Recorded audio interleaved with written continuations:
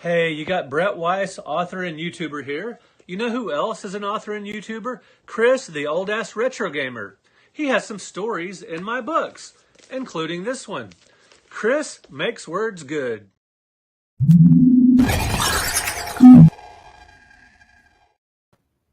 Hey everybody, Chris, the old-ass retro gamer here. Welcome to another video game collection 2022 live stream. Today I'm talking all about the 3Do, a console that a lot of people like to hate. Not this guy. I think it's my favorite underrated console.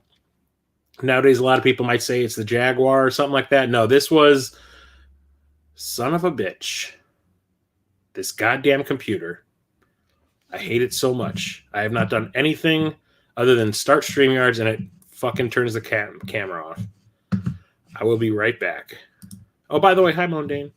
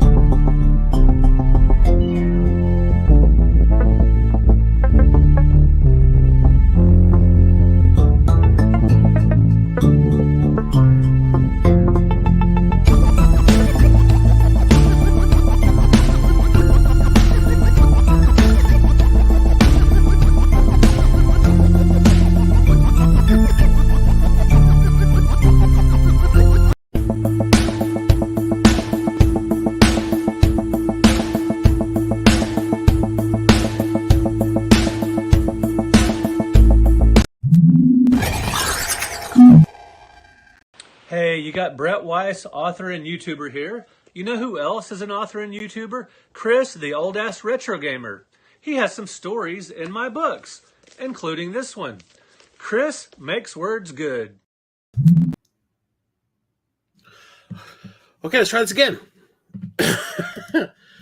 Okay, so video game collection 2022 live stream. Today I'm talking about the 3DO, my favorite underrated console. Now, didn't start that way when I first got it, but yeah, I've already wasted too much time because this damn computer keeps crashing, or at least the camera keeps on wanting to turn itself off. I don't understand it. I don't get it. I don't know what's going on. This computer's not that old. I don't get it. It's hooked up through the Ethernet. Every once in a while it tells me Wi-Fi is not working right. I don't get it. Whatever. Stop talking about the computer. Start talking about some games. All right, so let's get this out of the way. But people still love the TurboGrafx. People have always loved the TurboGrafx. Not a lot of people like the 3DO. Yeah, so why do I do these streams? 1, good content for the channel. 2, it's fun. 3, keeps me in contact with peoples. And number 4, it's not to brag, it's to have a visual record of everything in my collection. So let's talk about the 3DO. So I really wasn't all that interested in it when it first came out. At that point that the 3DO came out, I had a Super Nintendo, a Game Boy, a Game Gear, a Sega Genesis, and a Sega CD. So I had quite a few consoles, and I think still my Atari 2600. So I had a lot of consoles on hand. I didn't feel like I needed another one. Then I started reading about a game coming out for the 3DO called Way of the Warrior, which is going to be a one-on-one fighting game done in the style of Mortal Kombat. And if you know me, you know how much I love the Mortal Kombat. That might be getting replaced pretty soon by something interesting. So I was like, all right, cool. I want to see this thing. I need to see it in person. It turns out that the 3DO being I think it was the first standalone console that was CD based. It wasn't like an add-on to an existing console like the TurboGrafx CD or the Sega CD. This was a CD system. That's the whole shebang. It was all CDs. So I went to Best Buy and they had a demo of the 3DO, and I was just kind of like, oh, I actually do like what I'm seeing here. I do not want to pay $700. $700 in 1994 money was it's kind of like what, $1,400 now, maybe more. That was a lot of money, and I was not making a lot of money back then. I was working at a what was it? Sears catalog. I was one of the operators that was taking the phone orders. I was making like $7 an hour, maybe. Not making a whole lot of money. And I kind of wanted it and I kind of didn't want it at the same time. I was kind of thinking about maybe getting a Jaguar. So went out one weekend with some friends, went to a Best Buy. I picked up for the Genesis Urban Strike. And then I think we went to a Funko Land and I picked up Dune on the Sega CD.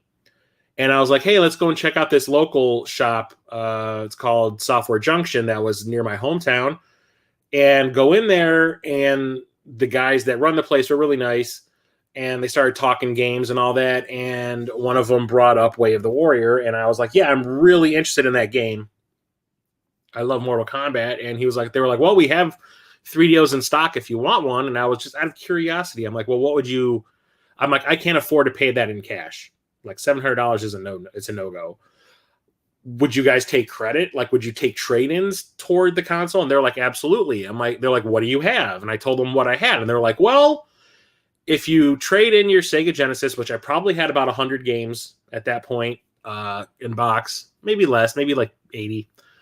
And if you bring us your Sega CD, and I had maybe 30 games for that, we could work something out. You trade all that stuff in, it'll go toward the Sega CD or the 3DO, and we'll call it a day. I'm like, ooh, tempting. Want that game. Let's do it. So I ran home, grabbed all my stuff, dragged it to the store, sold it to these guys, including the unopened Urban Strike and unopened copy of Dune. So they basically got brand new copies in store at a discount. that they can just put right back out on the shelves as brand new. And I still ended up having to pay $50 out of pocket for the 3DO, but I got it along with, what was it? A mercenary and something else. I don't remember exactly what it was. It was a mercenary. Jesus, I don't remember what the second game was. It was a mercenary and another game. Maybe Return Fire? But whatever. Took it home. Oh, no. I got Way of the Warrior, and I got a mercenary. That was what it was. How can I forget Way of the Warrior? So bring it home. Just so happens that a bunch of my relatives were visiting from out of state, because at that point, it wasn't my graduation. I think they just came to visit because they were going to go, oh, my cousin Aaron was graduating, and they came to Chicago because he wanted to go to Chicago into the downtown and go shopping on Michigan Avenue, and a bunch of them came with him. And like I hooked it up in my room and we started playing it, and like I was immediately like Way of the Warrior, and I was playing it for like, I want to say an hour. And at the beginning I was like, this is the greatest thing ever. And over the course of that hour, like my heart just sank more and more. And I realized how crappy this game was. And I was like, well, I probably just wasted $700 on top of selling my entire Sega Genesis and Sega CD collection. I made a mistake. And then I played a mercenary, and I was like, yep, I truly did. Oh, boy, am I a dummy. So I wasn't happy. For the first, like, 4 or 5 months of having my 3DO, I was just not happy with it. I was like, I made a mistake. I do have more space on my shelves now that I've gotten rid of, 2 consoles, but I was mad at myself. But then decent games started coming out for it, and I started to like it more and more, eventually to the point where I was like, I love this thing. What's up, Retro Coop? How's it going? But like happens with most things, like eventually it wears out its welcome. New consoles are coming out, and you just don't feel like you need it anymore. So I want to say it was probably in 1996 or 1997. It was when the Nintendo 64 was coming out. So I think it was 96. I decided to sell it, and I did. And I got a decent amount of money for it at a FuncoLand. And eventually I felt like I wanted it back. I missed some of the games that I had that were only available on the 3DO, and I didn't know where I could possibly get one, because I remember going to a FuncoLand, not the one that I had sold my 3DO to a couple of years before. It was a totally different one. And I remember going to a FuncoLand being like, hey, I'm really interested in buying a 3DO. And the clerk behind the counter legit said this to me. He goes, well, I suggest you don't. And I just looked at him like, you guys are in the business of making money, right? And he was just like, yeah. I'm like, why are you trying to turn me off from spending money at your store, thus justifying your job? And he's like, the 3DO sucks. So I'm like, well, I like it. I want another one. I want one. I didn't tell him I had one already. I'm like, I want one. Are you going to sell it to me? He goes, well, even if we did, we don't have one in stock. I'm like, well, that's all you had to say. I never went back to that FuncoLand again. So I had gone to Las Vegas for an entire week, way too long, with a friend of mine and my parents, and I put a whole bunch of money aside. Didn't spend all of it in Vegas. So when I came back home, I still had a pocket full of money. And, I'm sitting there going like, well, I saved this for a reason. I didn't actually spend it in Vegas because I didn't go there to gamble. I went there to like go to the buffets and do the rides, and especially go to the Star Trek hotel, which was fantastic when it was actually there. And, a friend of mine, the friend that I went to Vegas with, like 2 days after we came back, we went to Best Buy, and they were selling 3DOs dirt cheap. It was the second model by Panasonic. And I was like, for that price, I am not going to pass it up. And I bought it, and because I had all that money left over and the console itself was so cheap, I did exactly what I did when I bought my Sega CD. I went all over the place scouring almost half the state looking for 3DO games. And I got a bunch of them back in my collection. Eventually, when I lost my job in 2011, I had to sell the majority of them, but I've gotten a lot of them back. Oh, and then some. So my current 3DO is that one that I bought from Vegas. I still have it, and it is the Model 2 Panasonic machine. The first one I had was the original, which was the front loader. It looked like basically the Sega CD, the original Sega CD that the Genesis sat on top of. Drawer came out. That one actually ended up breaking on me. The drawer would refuse to open. So when I sold it back to FuncoLand, when I wanted to get rid of the console, they were just kind of like, okay, cool, we can use this for parts. or whatever, and they took it off my hands regardless. So when I got my replacement in, I think it was 1998, I ended up buying this one. And like I said, this is still my original one that I bought back in 2008. It opens up on the top, and it still works perfectly fine. I haven't had no issues with it. And you want to know exactly how much I paid for this thing at that Best Buy back in 1998? Here's the box. I still have the box. You want to know exactly what I paid? It's on this side. Oh, here you go. A $700 console I bought for just under $30. Like I said, I wasn't going to pass that up. So, yes. And the 3DO is also known for, well, not being all that great. For starters, a lot of the consoles games are like full motion video games and stuff like that. People aren't down with that kind of stuff nowadays. But it was also known for the weird controllers that it had. So here's an OG. No, I don't have the video expansion card. I never actually found one of those in person. Here's the OG controller for the 3DO. It looks like a Genesis controller almost, but there's only one controller port on a 3DO, no matter what model you get. There's just one controller port. And why is that? Because in order to play multiplayer games, you have to daisy chain these controllers to each other.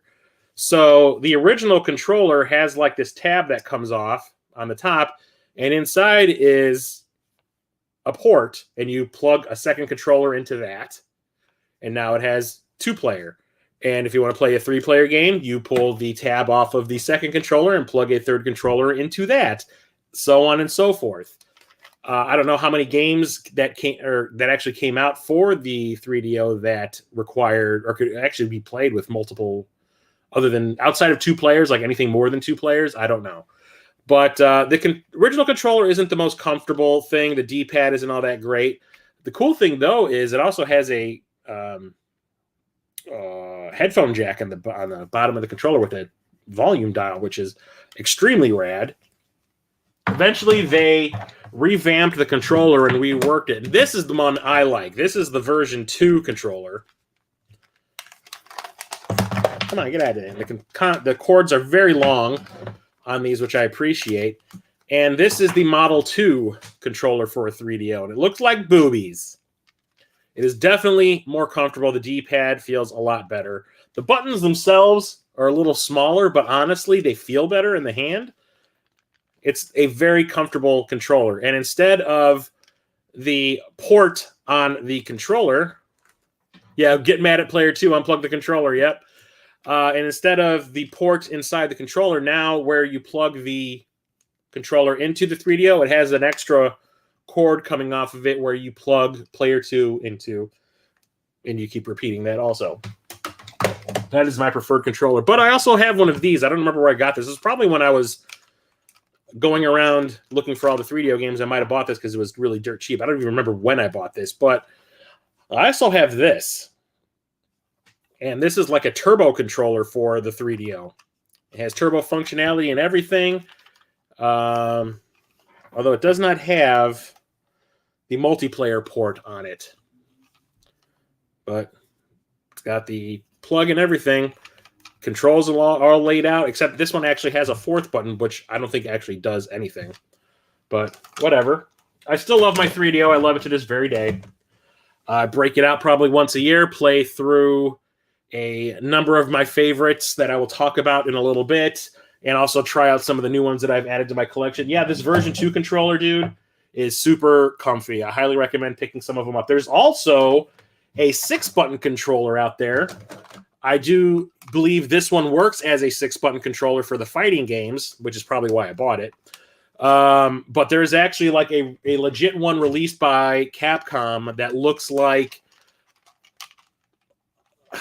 the Genesis Model 2 controller, like the 6-button controller that came out for the Genesis, where the buttons are laid out like this, but there's a second row of them. And it's for playing Street Fighter and some of the other fighting games on the console, which is really hard to come by, really expensive. I tried to buy one a long time ago, couldn't do it. But this one works just fine because it's got the shoulder buttons and everything, plus these 4 buttons on the front. So it's like playing a Super Nintendo controller. So I'm set.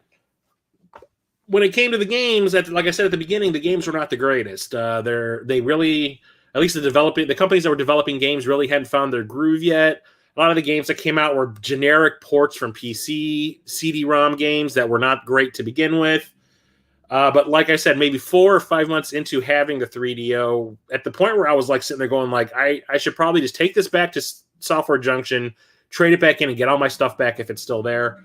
Games started trickling out and I was like, oh, this is cool. And then another, and then another, and another. And I was just like, okay, I'm cool with this now. Let's do it.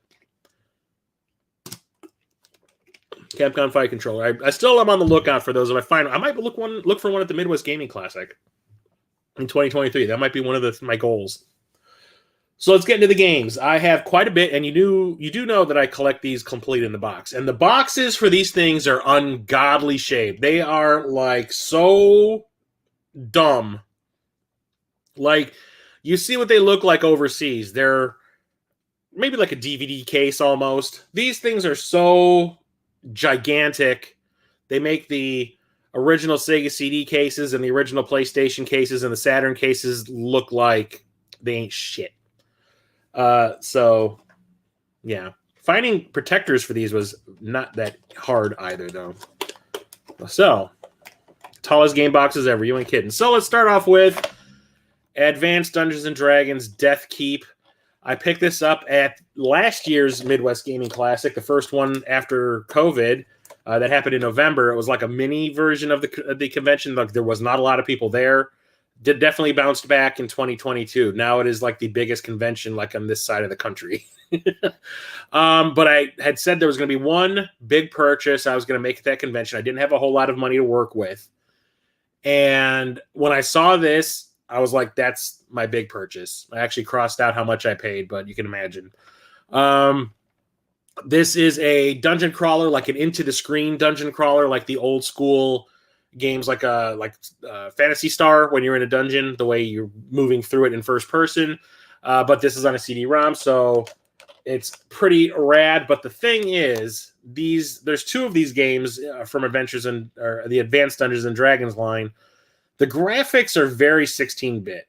As cool as the game is, as fun as it is, the graphics are not the greatest. These are actually buffed up pictures on the back here. That's actually a window that's on your screen. Everything else is like a heads-up display that shows like your stats and all that kind of stuff. But I had to get this because I wanted to complete the subset. There was 2 of these games released for the console. Let me get this stuff out of the way so I have a place to put all these games when I'm done talking about them. Get your ass out of here. There we go. So there was that. And how do I think I have these stacked up like that. Okay. Slayer's fun, but not a looker yet. And then, like I said, now we've got the other one, and that is Advanced Dungeons and Dragons 2nd edition. That shows you how old these are. Slayer, and it's more of the same. It is an into-the-screen dungeon crawler. The graphics in this one are actually worse because this was the first game to come out in the series. Death Keep was the second, so the graphics are slightly improved, but they still are not the greatest. But it is a fun game. I mean, if you like dungeon crawl, old school RPGs like that, this will be right up your alley. But like I said, it is not the greatest looking game ever made, but it is fun. Otherwise, I would not keep it. Next up, we have, oh, shit. Hey. I guess I got to turn you guys this way. All right. This one is pretty bad. But I got it dirt cheap off of eBay, and that is Balls, the Director's Cut. I believe this came out on the Genesis and the Super Nintendo first, and then it got a port to the 3DO. And I was told, I think it was by someone at FuncoLand, that, you know, the game would definitely be optimized if it was on some sort of a CD medium, like a high-speed medium, because the memory required to animate all of these balls the way that they are, because this is a one-on-one fighting game, but everyone is just made up of balls. And I guess it wasn't easy to run this on a cartridge, but on a CD, it would be fantastic. There's that 6-button controller I was telling you about. That's what it looks like. I actually have that for the Super Nintendo. I just need to get one for the 3DO. And then I was like, okay, fine. So then when I ended up getting back into collecting in 2013, and I was trying to get all these 3DO games, I found this dirt cheap on eBay, like I said. I was like, let's see if this is better than what I remember the Genesis and the the Genesis and the Super Nintendo versions being like, and no, it's just as bad. It's just now the graphics are really pretty. So you can see that it is just dumb. Even on the pictures, I should have known better. But it's a one-on-one fighting game, and I like fighting games, so I had to get it. It's 2-player. What's director's cutty about it? Nothing. I think it just has a couple of extra characters in it. Yeah, the gruesome character zombie is new to the director's cut. Oh, joy. One extra character that controls like poop. Thanks. I don't know. Is the 3DO region free? Because I'd definitely like to get some of them porn games. That was the other thing. The 3DO was known for having some porn games on it. Porn. Next up, we have Battle Chess. Not the greatest thing ever, but it was fun for like a little casual type of 2-player game. It's chess. It's just like playing chess. The only thing is, when you take another space occupied by another character, you end up seeing like a big fight animation happen instead of just the piece going away, which is fun. But once you've seen all the animations, you've basically seen everything this game has to offer. But if you're a big fan of chess, and I love chess, it's just fine. But I got this dirt cheap off of eBay also. I originally had this from like a 4-pack of games from Interplay. It came with Battle Chess, Alone in the Dark. Was it Battle Chess, Alone in the Dark, Out of This World, and Shanghai, I think. Speaking of which, I forgot that I have a few games that are actually loose. And one of them came from that 4-pack that I was talking about. It came in a box that looks just like this, but there's 4 discs in it. One of them was Alone in the Dark. I have not been able to upgrade this one yet. And it's a survival horror game, and one of the first ones that's in 3D with really blocky-looking polygons. But it's okay for like an original, like OG Resident Evil style, survival horror game. It's not that bad, but nowadays it's kind of slow and sluggish, and the controls feel really unresponsive, and it's just kind of chugging along and whatever. So I kept this I want to keep this one until I can actually get a boxed replacement. I'm looking, but 3DO games have jumped up in price. For a console that nobody gave a shit about for decades, all of a sudden the games are really expensive. Go figure. Next up, I have Blade Force. This was an exclusive game by Studio 3DO. And, trains, you're killing me. This is a 3D action game where you're playing as this dude who's basically like a cop with a helicopter backpack that he uses to fly around the city and take out the bad guys. It's not that deep. It does have a lot of really shitty cutscenes that are full CG and all that, but it is fun for what it's worth. But like when you're rotating your character around, it's a little choppy. These were early 3D games and stuff like that. People were still trying to figure this stuff out. So it isn't the greatest nowadays if you play it, even though your guy looks a lot like kind of like Boba Fett with a helicopter backpack. But this was pretty impressive back in the day. So when I got back into collecting, this was one of the first games I went looking for. Yeah, the Star Wars Battle Chess is great. I used to have that for the Sega CD. I need to get a copy of that again. Actually, Jason from Corpse Flood Gaming was supposed to get me a copy of that from some guy in Canada that was selling him a Sega CD, and then COVID happened, and nothing happened with the deal. It's gone. Star Wars Battle Chess is great. Yeah, it is region-free. Awesome. Maybe I'll buy some of that porn. That prawn. Here's another one I had back in the day. I actually picked this up in Kenosha on the way back from snowmobiling with a friend of mine in the 90s. That was the first time I owned it, and I ended up getting it back again in my collection back when I got back into the collecting game in 2013. And that is Burning Soldier. And this is a variation of a full-motion video game in that it's a shooter, it's a shmup, but you're basically playing a little animated ship over a full motion video background that is just moving, and enemies are just superimposed over it that you have to shoot at. Sometimes you have to shoot at things from the background that are lit up, but they're animated to look like they are part of that movie playing in the background. But essentially, you're watching a movie playing and you're reacting to it, kind of like Dragon's Lair. There's a lot of these for this console for the Sega CD. A lot of them are for the PlayStation and the Saturn too. But this one was always pretty fun for me. Like I said, I originally got this at a random electronics store in the Kenosha area. It was like a mall. I think it was the discount mall or the warehouse mall or whatever it was. But yeah, it's pretty fun. It's not the greatest thing ever, but I wanted to get it back in my collection for a reason. Let me see here. I'm getting these all screwed up. Derp, derp, derp, derp. So you can go back on my shelf all nice and neat. Got that one. Yeah, Burning Soldiers. It's okay. Well, what's up next? Oh, this one, I still need to play through this. There's another one of the OG survival horror style games, but it's actually like a precursor to BioShock. And that is Creature Shock. I knew nothing about this game when I was back in 2013 when I got back into collecting. I just did a search on eBay for 3DO games, and this popped up, and I was like, huh? When did that come out for the 3DO? I had no clue. I knew that this was a PC game, and then there's System Shock 1 and 2, which are also kind of precursors to BioShock. But I had no clue that this got a release on this console, so I snagged one up when it was still dirt cheap. And I have not put a lot of time into it, but it's basically like a survival horror style game, if I remember correctly. It's been a while. Features full screen, completely 3D rendered animations, 2 styles of gameplay, first-person perspective adventure game, and interactive flight simulation. One-on-one combat plus shooting galleries. Oh, so this is your standard full-motion video game. The eeriest music and sound effects, cinematic sequences exemplify the horror genre at its best.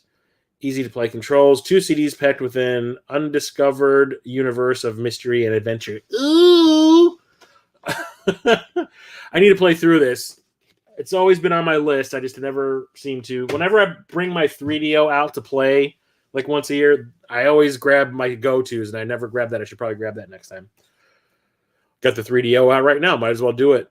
I'm going on vacation in a week, so might as well. Next up, we have one of those full-motion video games that everyone seems to hate when it comes to this console. Actually, no. I'm going to talk about this one. Here's one of the loose games that I am desperate to try to get a box for. I need a box for this game. If anyone knows someone that has an extra box of this or knows where I can get a box for this, let me know, because this is probably my favorite game on the 3DO, and that is D. D's nuts. I absolutely love this game. I played through this at a friend's house. So one of my friends, Charlie, Epic Die Studio, shows up in the chat once in a while, bought a 3DO because I showed him one game I'll talk about in a little bit. And it was his kill. Me, it was Way of the Warrior was my killer app for the 3DO. I had to get a 3DO because of Way of the Warrior. His was another game that I'm going to talk about later. But this was one of the games that I picked up back then. And we ended up spending all night playing this on, we were playing this all night from the moment we got to his house that night at probably 8 o'clock until the wee hours of the morning when we finally beat it. It is fantastic. It is a Dragon's Lair style. It's not a full motion video game, but it's all quick time events and stuff like that. There's some puzzles and stuff like that, but you're basically watching a CGI movie play out that you can interact with in certain ways. And the idea behind it is this doctor is working at a hospital. He goes nuts, shoots the place up, bolts out of there, runs to this castle in the middle of nowhere, and his daughter goes to get him and finds out that there is some effed up stuff in her family line that the doctor found out about, and it drove him nuts. And it's kind of awesome. I absolutely love this game. I play through this a lot. I've talked about this a lot on my channel also. It's also available on the Saturn and the PlayStation, and then I ended up getting the PlayStation version once I got rid of my 3DO the first time. But I absolutely love this game, and I need to get a box for this. I need it. I must have one. I've tried getting an extra box on eBay, but nobody's selling them, and if they do, it's usually more than the game costs to get it complete. Of course I knew that. I ain't new, man. Anyway, now we're talking about that full-motion video game I was talking about. So, The Daedalus Encounter, starring Tia Carrera. So I did have this one back in the day. I actually bought this at that Die Hard Game Fan store I talked about last week with the Jaguar. The store owner's little kid was trying to talk me out of buying a Jaguar from them. I ended up getting this there because he had this on the shelf, and I was sitting there going like, wow, like Tia Carrera already? Didn't she just do Wayne's World? She's already doing video games. I'm like, oh, her career must be tanking. But yeah, this is a full motion video game sci-fi where you're playing as like the new recruit on the crew that Tia Carrera and what's this guy, Christian Bacher, are a part of. And they're always talking to you and telling you what to do and stuff like that. It's okay. It's mostly good for just seeing Tia Carrera acting horribly bad in this. Like, acting in this game is not good at all. But it is fun in little spurts. But yeah, it's not the greatest. I think this has like 4 CDs in it or something. Yeah, 4 CD set. I remember that much. Yeah, goddamn. It is not the greatest. Drool, yeah. I thought she was the hottest thing on 2 legs when I saw Wayne's World. I was like, God damn. Next up, Mondane. Mondane, bro. This game right here. Talked about it in my 31 days of licensed game series that I did at the beginning of the year. I can't believe it's going to be a year since it's almost a year since I started releasing those. God damn. At least this vacation that I'm going on for 2 weeks at the end of the year will be spent playing games instead of editing nonstop for 2 weeks. But this is probably one of my favorite licensed games of all time. One of the most impressive. I will say this is the most impressive licensed game ever made, and that is Demolition Man. And like I said in that video, you want to do a licensed game properly, get the stars of that movie involved in your game, which is exactly what they did here. So it's a multi-genre game. There's shooting gallery levels, there's driving levels, there's first-person shooter levels, for one-on-one fighting levels. It's nuts. And it's all done with full motion video and stuff like that. And all of them are done with Stallone and Wesley Snipes being involved in it. Like, you're playing as Stallone, and in the cutscenes, it's Stallone walking around it's a brand new footage mixed in with footage from the film. It makes it seamless almost. And there's also, like, whenever you're taking on Wesley Snipes, it's Wesley Snipes standing in front of you, like, taunting you and shit. It is awesome. It doesn't really hold up nowadays all that much, but I still think this is one fantastic license game. You can see some of the different genres. You got like the first-person shooters section up here. If I can get the glare out of here. You know what? Maybe I just take it out of the damn box so it makes it easier to look at. Derp. So up here is a shooter gallery level. Here is a first-person shooter. Here's one of the one-on-one fighting scenes. Here's one of the original scenes shot for the game. And down here is one of the driving levels. Absolutely love it. The music from the movie is great. The footage from the movie looks actually really, really good. Way better than anything that was on the Sega CD. The new music composed by Tommy Tallarico fits like a glove. It plays fine. It's just like the gameplay itself is very dated. Oh, yeah, and by the way, hey, Game Room. And welcome, Peter. Missed you, Peter. So I highly recommend picking this up if you have a 3DO and you want a great game to play. That is one of my favorites. I need to get a different box for this because it is not latching. Wiener. Anyway. Next up we have, this is, I think, one of the most underrated games for the console. I had the option of buying this at one point back in the day, but I didn't. I opted for something else, and I should have gotten this. And that is Escape from Monster Manor. Back when Electronic Arts made good games. They still make good games, but they don't make them, they buy them. But this is a first-person shooter, one of the earliest ones on a console, where you're just basically hunting ghosts in different houses. Well, probably one house. I haven't gotten very far in this. But it plays very well for a first-person shooter. It is a little choppy, but it's pretty cool. I mean, you can't complain. I love first-person shooters, and seeing them evolve over the years, is pretty awesome. So you got stuff like this, and then all of a sudden you got Doom on the PlayStation 1, which was like, that's the second type of case. Yeah, these cases suck. These are like snap cases, kind of like the original DVD cases that Warner Brothers used back when the format was still new, where this side pops off, it clicks off, and you can open it up like a book. No, just give me a box or a case or something. But it's a pretty decent game. I can't complain. Here's one of my all-time favorites. Probably my favorite version of this game next to the Switch version because it runs fast. This one runs pretty well too, and that is Flashback Quest for Identity. I originally had this on the Genesis, So because I had to sell all of my Genesis and Sega CD games to Software Junction to get the 3DO, when I found out that this was coming out on the 3DO, I immediately ran out and bought a copy because I missed this game so much, and I was so happy that I bought it. It runs super smooth. Yeah, there's load times. It runs super smooth. It's fully voiced. The graphics have definitely been improved, especially in the cutscenes. The game itself just looks more clean and more colorful, but the cutscenes they were completely redone. They look so much better. And like I said, completely voiced and new CD style or CD quality music and all that kind of stuff. It is a fantastic port of this game. I absolutely love it. I played the shit out of this back in the day. And it was like this was like my favorite version of the game until the Switch version came out. And the Switch version is like super quick. Next up, we have arguably the mascot for the 3DO.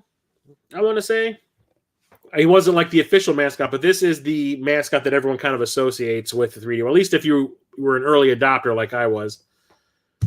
Close to the letter H. What's in the letter H? I have one game in the letter H.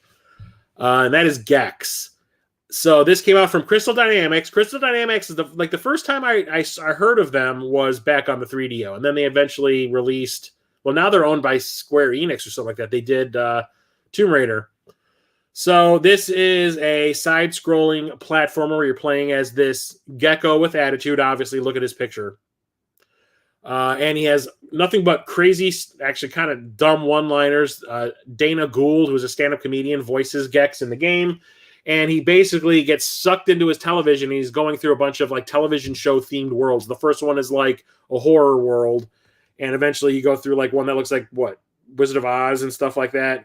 And you're trying to get out of your television. And it's a decent platformer. It eventually spawned a franchise on the PlayStation, which is pretty fun. I mean, it's kind of cool because as a gecko, you can walk on walls. So you can eventually, you can walk on walls and on the background too if it's a solid platform. I love this game a lot. I play this all the time. It does have some load time stuff going on, but I absolutely loved it. The graphics are done with like Silicon Graphics. What were they called? Silicon Graphics 3D models, just like Donkey Kong Country. But it's super fun. Eventually spawned an entire franchise. This was one of the, Peter's talking about getting boxes off of eBay. So I only had the game and the manual for this from when I was selling all of my games back when I lost my job in 2011. I guess I'd thrown the box, or I didn't get the box when I bought it, but I did a search on eBay and I found the box for this and a box for another game coming up that were like $10 each, which is great. If only I can do that for my copy of D and a couple of the other games I have coming up. D and this one other one or two of them are ones that I wish I had boxes for. The other two I can do without. Gex is on the 64 also. Yeah, I remember that. Was it Enter the Gecko? I think I have a couple of them on the PlayStation 1. I have to look. Do I have one? Oh, they're over there. They're hidden. Damn it. I can't see them from where I was sitting. Gex is such a punny guy. Next up, I got this one at the Midwest Gaming Classic in 2018. I got to Wisconsin really early, on the Friday before the convention, before my buddies Jason, Corpse Flood, and Church the Game Grinder got to the convention. They're still driving. And so to pass the time, I went to this store in Milwaukee called the Make Sense Variety Store. And it's also become like a place that we go to every year now whenever we meet up at the convention. And I went kind of crazy in there buying stuff before the convention had even started. And I found a copy of Gritters, which I do nothing about. I was just like, ooh, box 3DO game complete, and the disc looks great. Give it to me. And it's a puzzle game, a 3D puzzle game where you're this dude in like a warehouse and you're pushing all these boxes around. You need to get them in a certain configuration. And I played it for maybe 5 minutes when I brought it home from the convention to make sure it worked. And it's fun. It's okay. It's just not something I want to play for hours and hours on end. But it's decent for a little casual. I almost said common. Casual. It's been another one of those rough days. Why is Thursdays always my roughest day and the traffic is terrible on Thursdays? It's because they know I'm coming home to talk about games. It's good for a casual style game, but it's nothing mind-blowing. Next up, we have one of the very few RPGs on this console. I think there's like, what, 4? And that is Guardian War. Not the greatest. It's like playing... I want to say the closest thing to playing this is like Draken on the Super Nintendo. And then maybe... I'm trying to think of like a later game that's in this play style. Yeah, Draken is the only thing that really reminds me of... Like when you're on the overworld in Draken and you're like walking around in that Mode 7...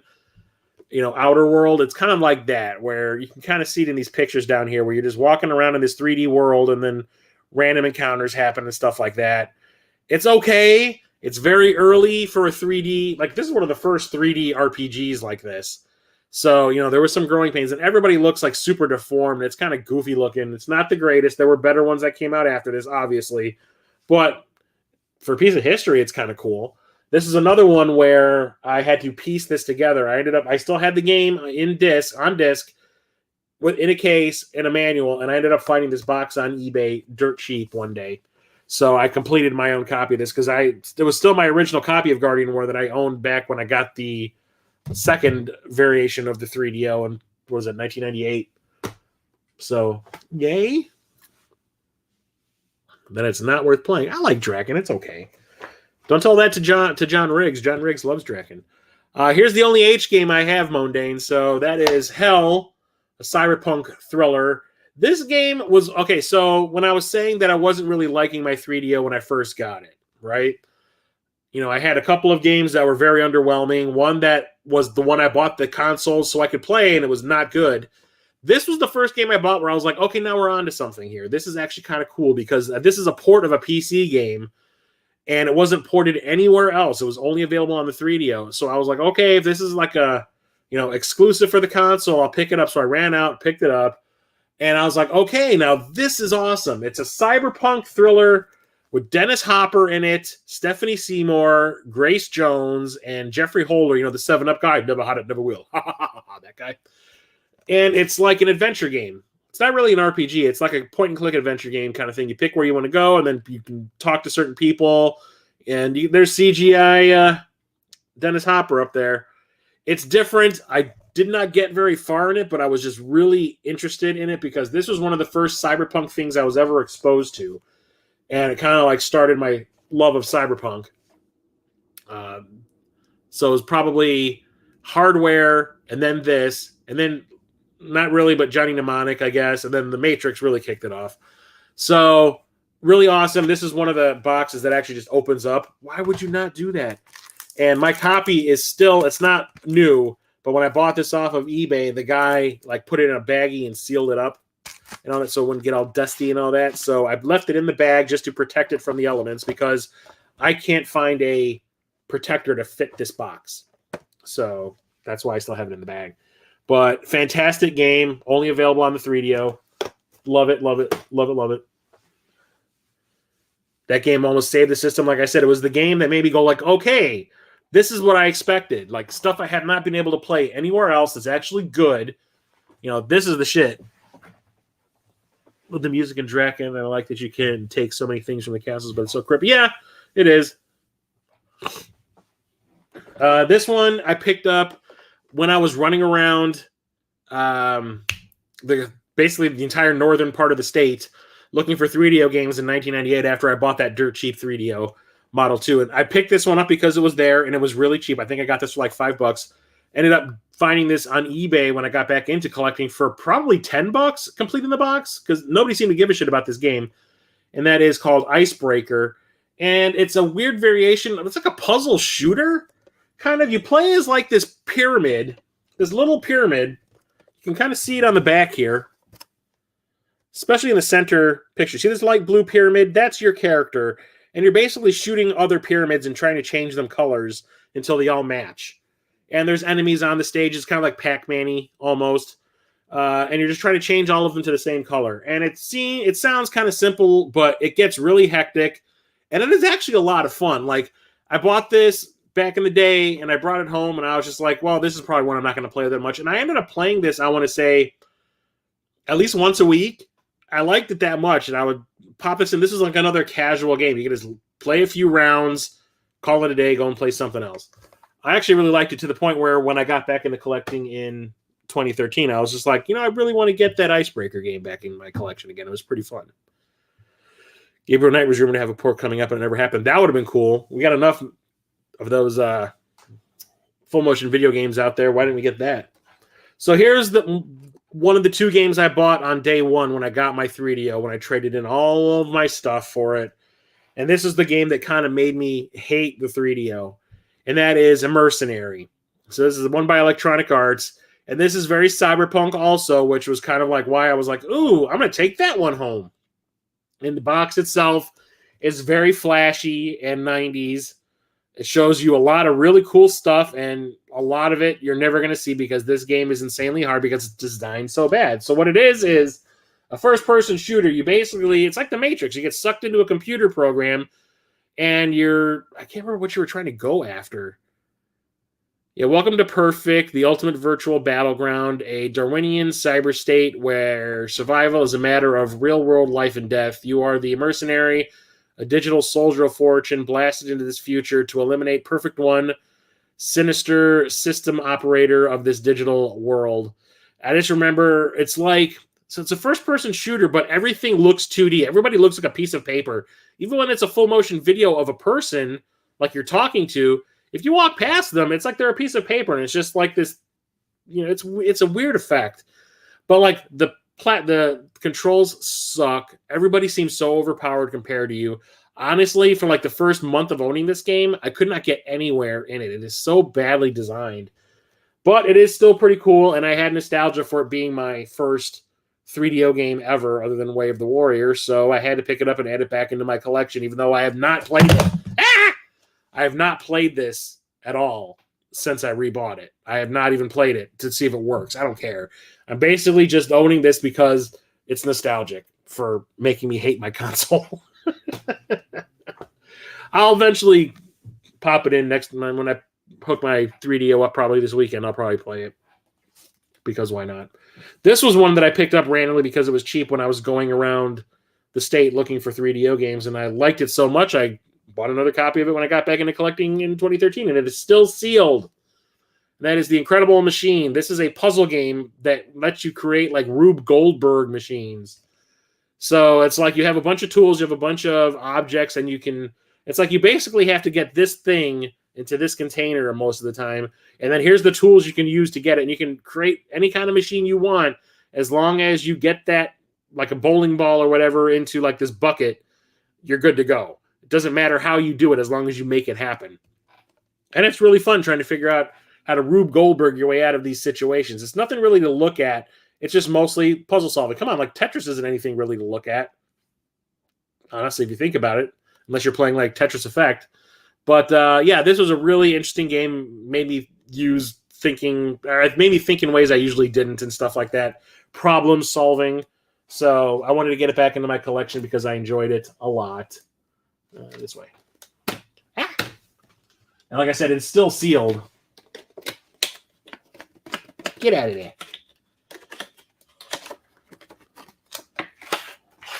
Yep, it is still sealed completely. You can see it. It's still wrapped. Never been opened. It will eventually get opened.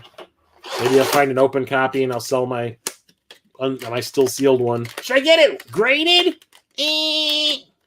Yep, it's a freeform puzzler. And it was a computer game originally, like a PC game that got ported over. That was one of the things that was kind of cool about the 3DO, was that it was getting these like ports from PC games that no one else was really getting at the time. So it was really rad that like we had the option. Didn't have to buy like $1,000 computer to play them. Not that the 3DO wasn't cheap. Here is, I think this is a first-person shooter. Yeah.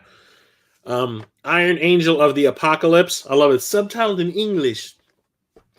I did not have this one back in the day. I always wanted it, but I never owned it. And like I said, it's a first-person shooter. I have not spent a lot of time playing this one. But I hear good things about it, and it's good enough that I got a sequel called Iron Angel of the Apocalypse. I think it's called The Return is the subtitle. I've been looking for that. I actually found it at the Midwest Gaming Classic and the Mo Game Con, but it was always like $150. And I was like, I don't want it that bad.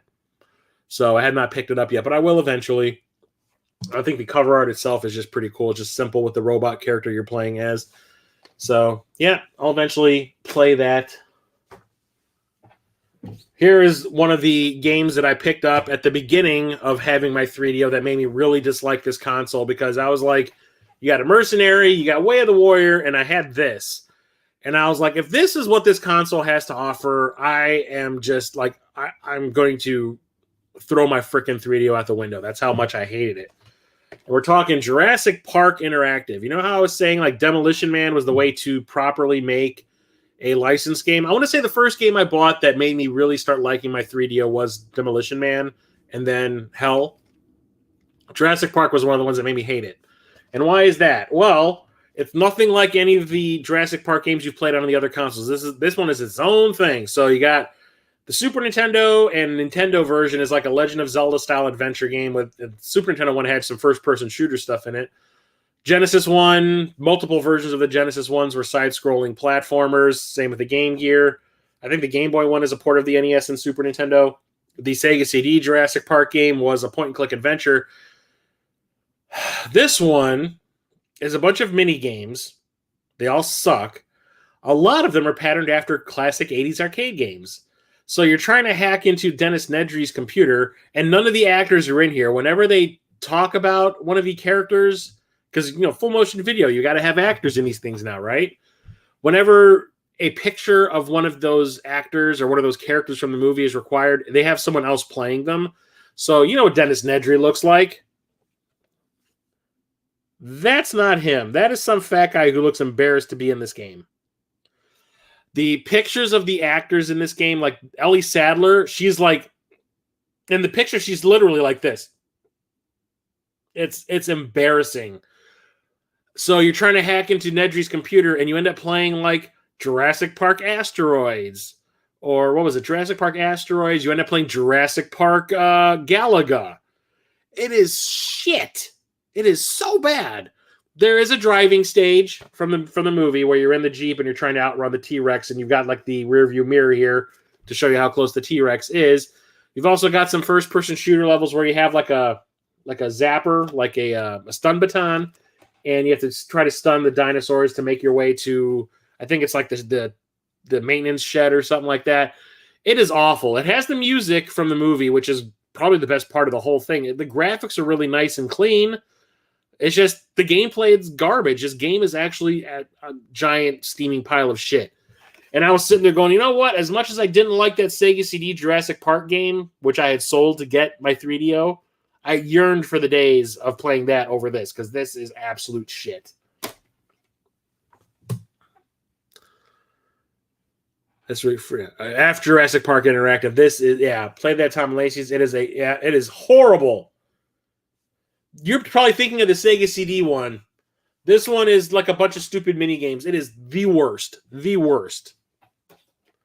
And because Psygnosis released games on the 3DO, makes it great for trying to get that complete Psygnosis set. Of course they released Lemmings on the 3DO. I mean, why wouldn't they? They released it on every console known to man. This is probably available on the Atari 2600, maybe even the 5200, now I think about it. It's not. Talked about this multiple times already because I own this for multiple consoles. This is a puzzle game where you control like your god, and you basically are trying to direct a bunch of lemmings from an entrance to a stage to an exit, and there's a bunch of obstacles in their way, and each one of them you can assign. You have like maybe like 20 lemmings running through the stage, and you can instruct certain ones. You pick ones to like do a specific task. Like, oh, you need to dig here. You need to build a ladder, you know, whatever. It's fun. It gets old really quick because it's basically the same thing over and over again. But whatever. It's a fun game, but this is, out of all the ones I have, this is probably the PlayStation 1 versions are the best. This was one of the first games that was released on this console, and I did not own this one back in the day. If I did, I probably would have really thrown my 3DO out the window because this is not good. I got this off of Facebook. I'm in a couple of 3DO collector Facebook groups, and some girl was selling like some of her older 3DO games, and I was like, well, I never actually had that one back in the day. You know, I've always wanted to try it out. Let's check it out. And I knew it was a port of a PC game, like an early CD-ROM PC game. and that is Mega Race. That artwork is fantastic. I remember seeing this at Best Buy and seeing the artwork and going like, ooh, that looks kind of rad. And then you look at the back and you're like, ooh, that doesn't look too bad. And then you play it, and if you remember like those old handheld console things that were like before the Tiger Electronics ones, where it was like a little picture of a car, it was like a little plastic car on a stick, and you had a little steering wheel that you would turn and you would move the little stick with the car back and forth, and there was it was like a film projection happening in the background of the handheld that was like a road, and you basically had to keep the car on the road. That's what this game is. That's all it is. Like, your car just slides over the driving field. It does not control good. It is garbage through and through. And the best thing about this is I threw a message to the girl that sold me this. I was like, are you sure you gave me the correct packaging for this? Because this doesn't look right. Because normally 3DO games come in a jewel case, you know, inside these boxes. Here's a little shitty black and white manual. This one came in like this little cardboard slip, you know, where you pop that open and the CD falls out. Which looks brand new, by the way. This thing has not been. It is gleaming in the desk light. I was like, "Are you sure this is the right one?" She's like, "That's how it came. This was like an original, like first generation 3DO game. This is what they look like." And I was like, "Okay." It turns out she was right. All this packaging for that little thing, dumb. But whatever. Yeah, this is not a good game. But I got it for like $20, I want to say. So, whoops, that goes down here. I'm not going to complain much, but I will. It is like a demo disc. It's horrible. And I was like, if this is what I have to look forward to, I didn't put the cover back on which game. Oh, the one I just took it out of. Jesus, I really am tired, guys. You can tell I can't even. That's how tired I am. Okay, next up is another Psygnosis game, and I actually had this on the Sega CD. I actually got it at that Die Hard Game Fan store. I remember like it was freezing cold that day. I ran out to get it because I was like, I'm off today from work. I don't have to do anything. I got my paycheck, and I ran over there to get this because it looked really, really cool.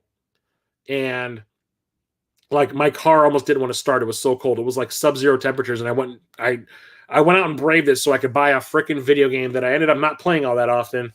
But that is Microcosm. So it's another one of those full motion shooters where you control like a little ship, and there's like enemies, and you are superimposed over a video that is playing in the background, like as an environmental video showing you what you're flying over. But in reality, you're just controlling this dinky little animated ship that's running around, just like in Burning Soldier.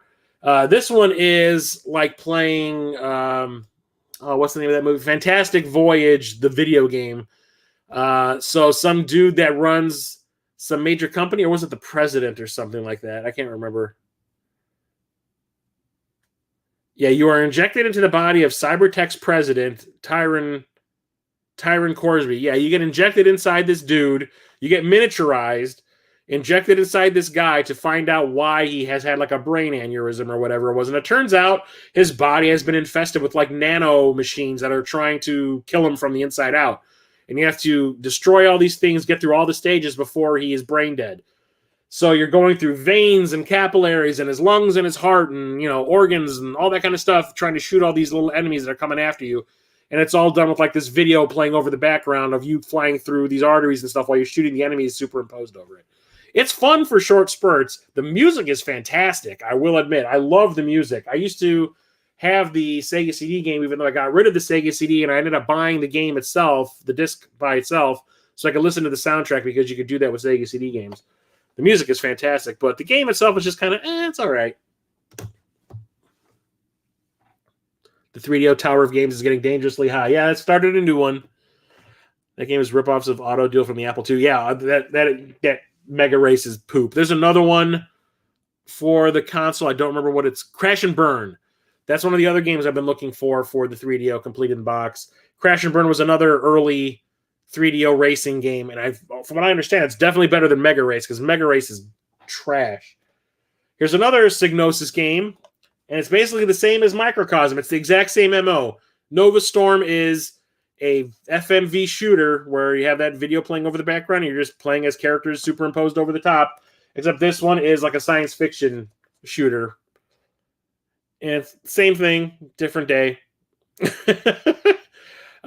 were fun back in the day because we didn't have anything else. You know, like this was the new hotness. Everything had to be full motion video. So this is what you got. And, you know, back then I ate it up because it was something new. I hadn't played stuff like this before. Nowadays, if a game were released in that style, I'd be like, yeah, Mega Races, poo. This one I wanted. There's a game I'll talk about later that had a commercial for other games by Crystal Dynamics on it, and they showed a lot of footage of this one. And I was like, that looks kind of cool. I kind of want it, and I never bought it. I probably should have. That's Off-World Interceptor. Eventually, this got a port to the PlayStation, I think, and the Saturn. It was called Off-World Interceptor Extreme. Basically, just means that the frame rate's been bumped up and that kind of stuff. But this one is like a racing. It's like a free roaming racing game, kind of like Smuggler's Run, I guess. But it's got a lot of shooting stuff that's going on in it too, where you're playing as you're a cop or something. Yeah, it takes all 32 bits screaming to the red line. Gut churning jumps across brutal alien landscapes as you run down the toughest criminals in the galaxy has to offer. You need a strong stomach, sick and twisted. Yeah, it's very fast paced. It's kind of like Total Eclipse, but on the ground. And it has really shitty full motion video, which I think the people that made this game realized how bad the full motion video stuff was, because they kind of Mystery Science Theater it down here. You can see there's like two guys looking at it going like, what? And this guy is in the pilot of next. This is just me being a movie geek. I've got like stupid movie trivia trapped in my brain for reasons. This guy plays the head Cardassian in the pilot of Star Trek Deep Space Nine. I remember when I was playing this, I was just like, him. It's a decent game. It's fun. But if you like Total Eclipse, you're going to like this because it's the exact same game, except this one's on the ground and that one is flying.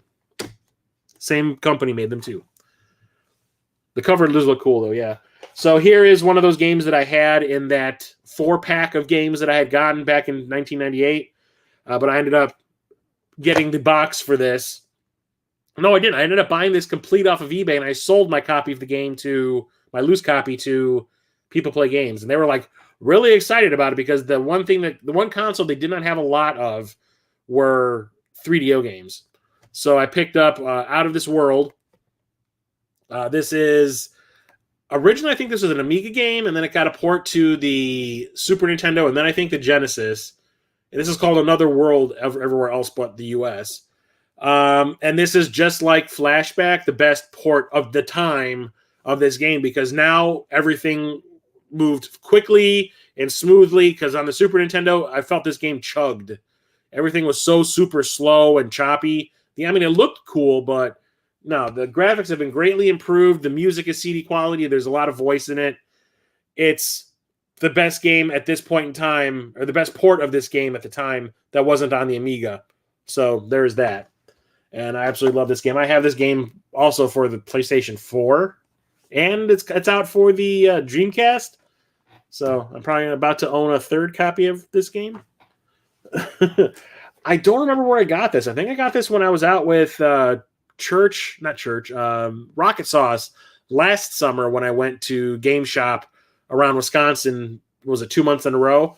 I think I got this when I was out with him, but I have not played it yet. But this is a strategy game. It's called Panzer General. Another one, SSI. So this is based probably on some kind of overly complicated board game, but I've never seen a copy of this before, so I picked it up. And I remember it being not super expensive. I think it was just like $40 or something. But if you look at it, it looks like a strategy, like a board game almost. Kind of like Nectaris, or was it Military Madness or whatever it was. So, yeah, it's based on a PC game, obviously. So Nectaris, I think. Yeah, I haven't spent a lot of time because I need to probably. Does this have a fat ass manual? Does it have a manual? Did I not buy this with a manual? Chris, you made the cardinal sin. No, it does not have a manual. Naughty, naughty. Look, they have to put this cardboard box in here just so this box can keep its shape. I guess I need to go and buy a manual for this now. That was fantastic. Good job, Chris.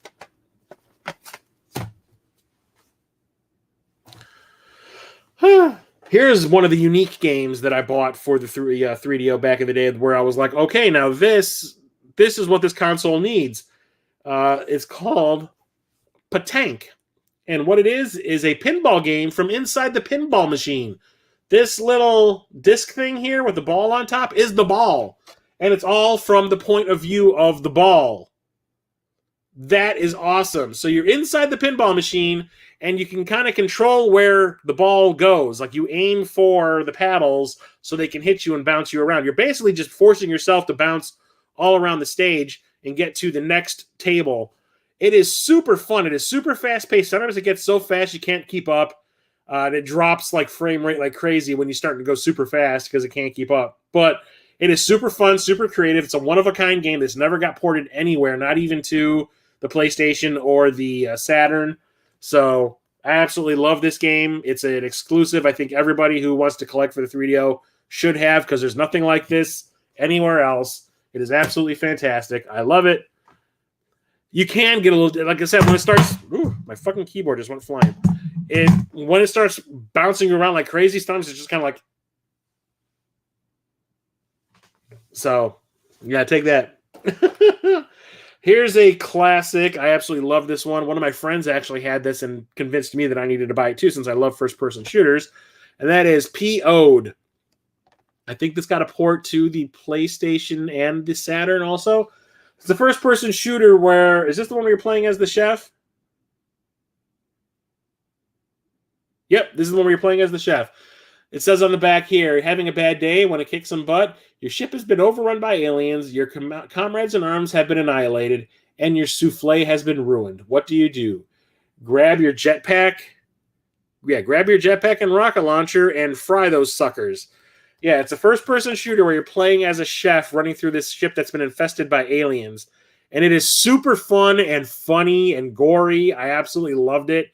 I was watching my buddy play this at his house, and I was just like, yeah, I think I need to own a copy of this. Let's go. Because my buddy, at the same time that I bought my 3DO for, what was it, $30, he bought one too. And his brother, it was this guy Tom that I used to hang out with, his brother Rich became obsessed with the 3DO. Like, he would sit there and play this one specific game, I'll talk about a little bit later, for hours and not do anything in it. He would just, I'll explain when I get there. But this is one of the games I watched his brother Rich play, and I was like, this looks fantastic. I absolutely have to have it. And it is a lot of fun. A comedy shooter, yeah. I really like this one. I like it a lot.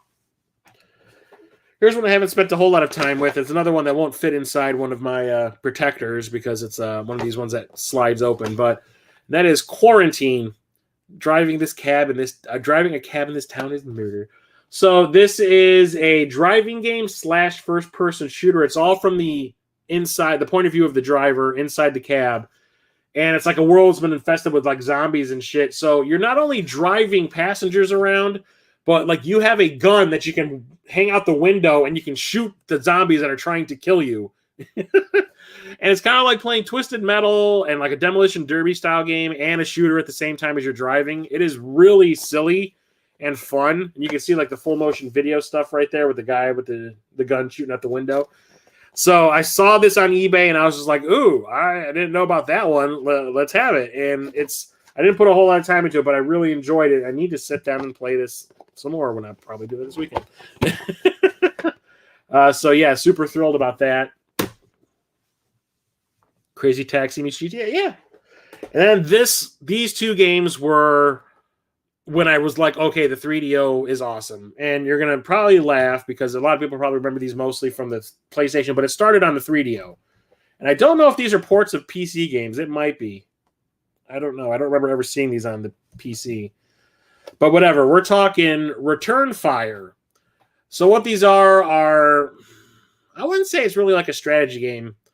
You have like 4 different vehicles that you control. There's a tank, there's a Jeep, there's a helicopter, and like an all-terrain. I think it's an all-terrain. Yeah, a helicopter, an armored support vehicle, a tank, and a Jeep, and each one does different things. The tank takes out buildings. The Jeep has like a machine gun mounted on it. The helicopter can obviously take out airborne targets and stuff like that. And the ground, the armored support? I don't remember what that one does. It's been a while. I think it had rockets. But basically, it's like, here's an installation you need to destroy. And I think you have to rescue people, too, if I remember correctly. Yeah, I think you have to rescue people. It's kind of like Jackal, I guess. But each vehicle has a piece of classical music attached to it. So when you play as the helicopter, they play Flight of the Valkyries. When you're playing, which one is it, the Jeep or the tank? They play Mars Bringer of War by Holst. And I remember I used to play this just so I could listen to the music. But I love the gameplay, too. It is super fun. There's like multiple stages with different configurations. And it's kind of like a Mega Man game almost. It's like, which vehicle is best for this task? You know, do you want to use the simple approach by using the Jeep and just you have your little mounted machine gun? Or do you want to just go in there and just blow everything up and stuff like that? It is super fun to the point where it got an expansion. And that is Return Fire Maps of Death. And this is just more maps of awesomeness that you have to own this in order to play this. So it's like you boot this up and then you can pop this in and it'll continue playing with like harder and more maps. And that is fantastic that we were getting stuff like this back in the day. Remember when games actually got expansions? The Sims. I absolutely love that game. I need to start playing it again. It's available on the... I don't know if it's on the Saturn, but I definitely know it's on the PlayStation. And then there's this piece of shit. I found this at Half Price Books. And it was like $15. And I was like, oh, this can't be a bad game. I remember how bad the Super Nintendo version was because I rented it and I returned it the same day. I was like, but you know, on the 3DO, this might actually work. Nah. Same ass game. Same horrible, horrible game. Just better graphics and music. So this is a one-on-one fighting game that was done with completely with CGI, you know, the Silicon graphics, workstations and stuff like that. And it was being hyped to no end. You could not open up a magazine, a comic book, watch TV without seeing some sort of a commercial or ad for it. It was everywhere. It was just, the hype was huge. And the day it came out, I was considering picking it up blindly.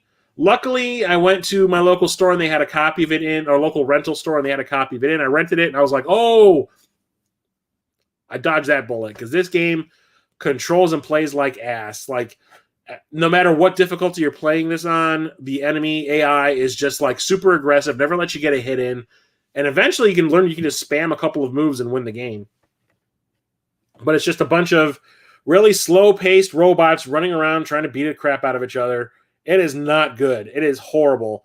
So I remember even when I bought this at the Half Price Books and I brought it up to the counter, the guy that rang me up was just kind of like, ugh. I was like, yeah, I know, but I'm willing to give it a try. Like I said, it was dirt cheap too.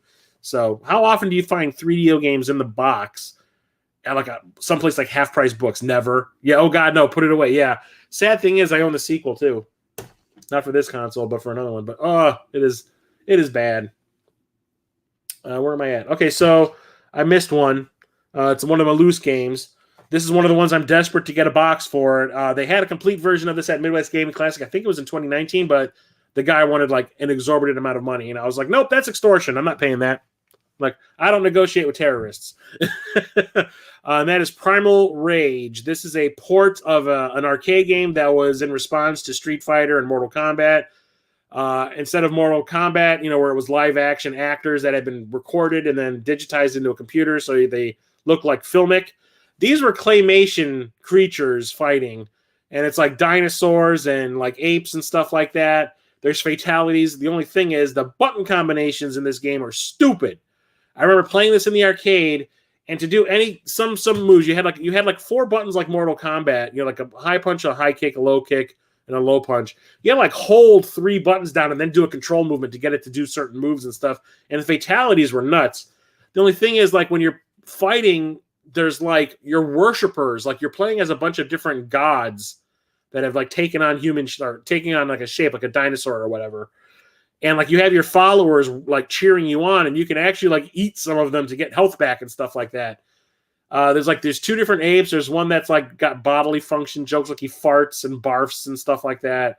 There's a bunch of different dinosaurs. One of them, I remember Vertigo was the one I played the most. He looks like a snake with legs and stuff. It's really fun. The graphics are fantastic, but it's just really hard to control, especially on a 3DO controller where, you had 4 buttons in the arcade. You only have 3 buttons on the controller. But I really want to get the box of this so I can put it back on my shelf. Monkey farts. Yep, the monkey fart. Dude, only experience of Primal Rage was the Game Boy version. Oh my god, I can't imagine.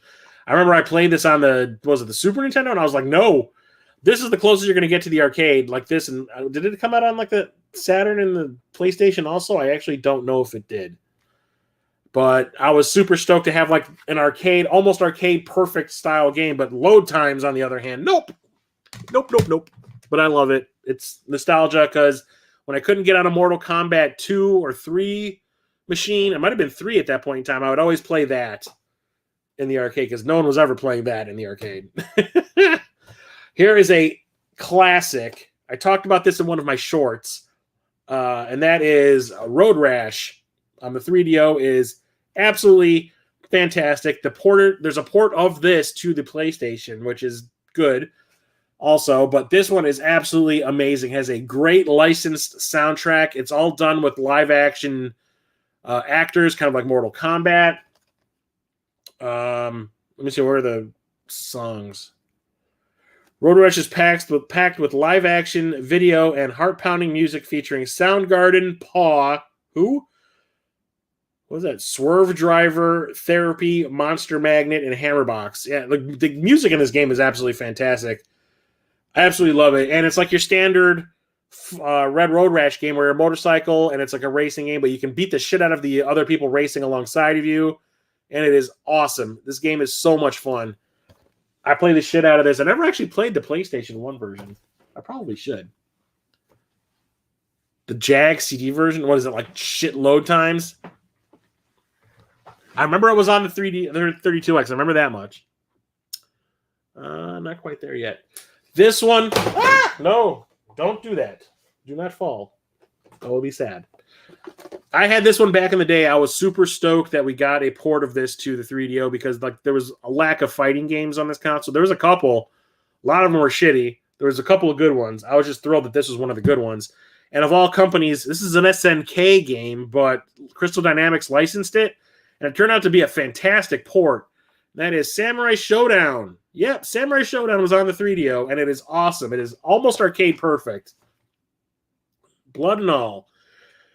Only thing was the controls were kind of strange because you only had the 3 buttons instead of 4, like you did in the arcade. So it was kind of weird. But I remember buying this. I ran out and bought this, and I was like, yes. This came out on the Super Nintendo. I was like, no, I'm okay.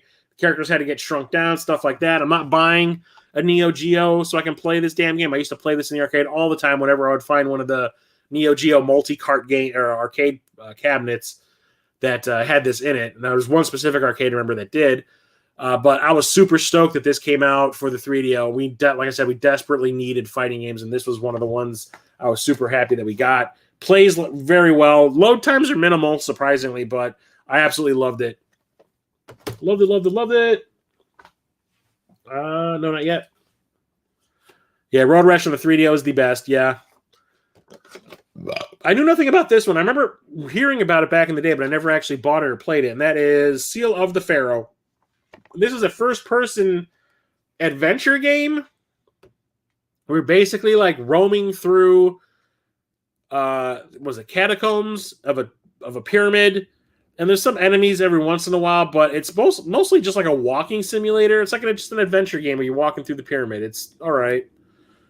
A thrilling ride, an exciting sound and 3D graphics adventure, first-person perspective screen with smooth movement and dazzling sound effects. Monsters in the machine will attack you. Well, who wrote this? No text, just play it. That's what it says. The game is composed of sound and images only. Messages are all spoken, and map and icons can be brought to the screen when necessary so you can concentrate on the actual game. I don't know who wrote this, but they suck. But yeah, there's not a lot to it, but it's just, I guess, like more like a what do you want to call it? Like a tech demo for the console to show you like the 3D capabilities that it had. I got it dirt cheap off of eBay, so I picked it up.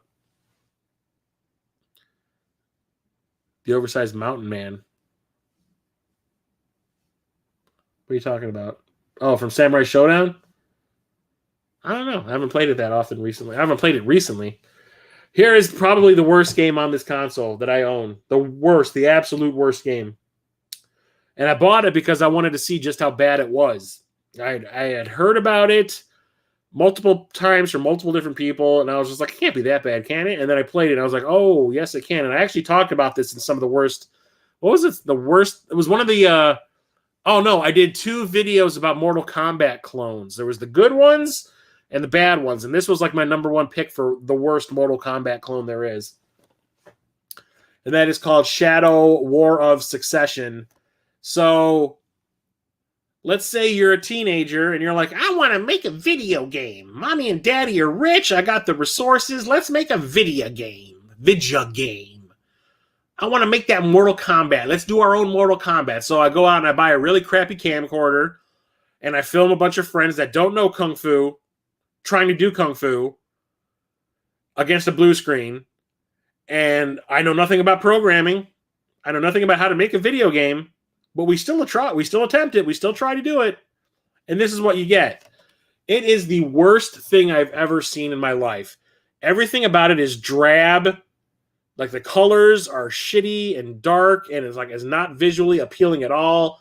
The backgrounds are boring. The characters are all boring. They all wear brown and black. I think there's one character that wears red, but everyone else just kind of like blends into the background half the time. The moves are shitty. The controls are the worst. It's slow. It's just not fun. Everything about it is just garbage. I was like so mad when I bought this. Although I did not pay a lot of money for it, I was still mad that I wasted my time like waiting for it to show up and actually being excited about it. I was more disappointed in myself. You know what I mean? This is the worst game I've ever played on this console. It is garbage. And then the Angry Video Game Nerd eventually talked about it in one of his videos too. You can see that they had every intention of making like a Mortal Kombat style fighting game, but like nobody that worked on this game knew what the hell they were doing. It just does not work. It is the worst. The absolute worst. And then we have these. This is another thing that, like, I think with these reports of PC games that had expansions and stuff like that. So I'm just thrilled that we got these somewhere. I think we got these on the PlayStation. I think somebody let me know if we did. I don't remember. But we're talking Shockwave. Here's another like full motion background kind of thing. No, these are actually 3D. So you're like, it's like an air in like I'm so tired. I'm not Mortal Kombat. Wing Commander style game, but there's a lot of full motion video stuff attached to it. So it's like a shooter, then the cockpit shooter. It's all in 3D, early 3D, lots of full motion video. It's okay. Eventually, they released like an expansion for it called Operation Jumpgate, which is basically more of the same. The graphics are actually improved slightly, but it's just more of that game, continuing the story. Need to get these in the right, facing the right direction. Shockwave.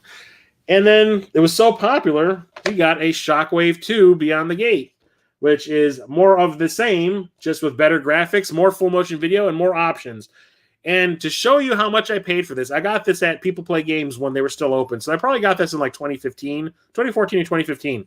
This is how much a 3DO game used to cost in 2014.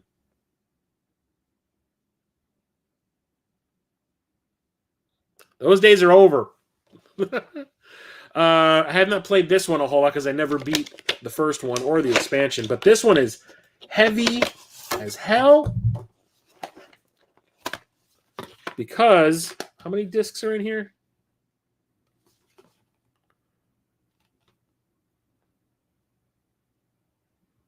This is 400% larger backgrounds from the first one.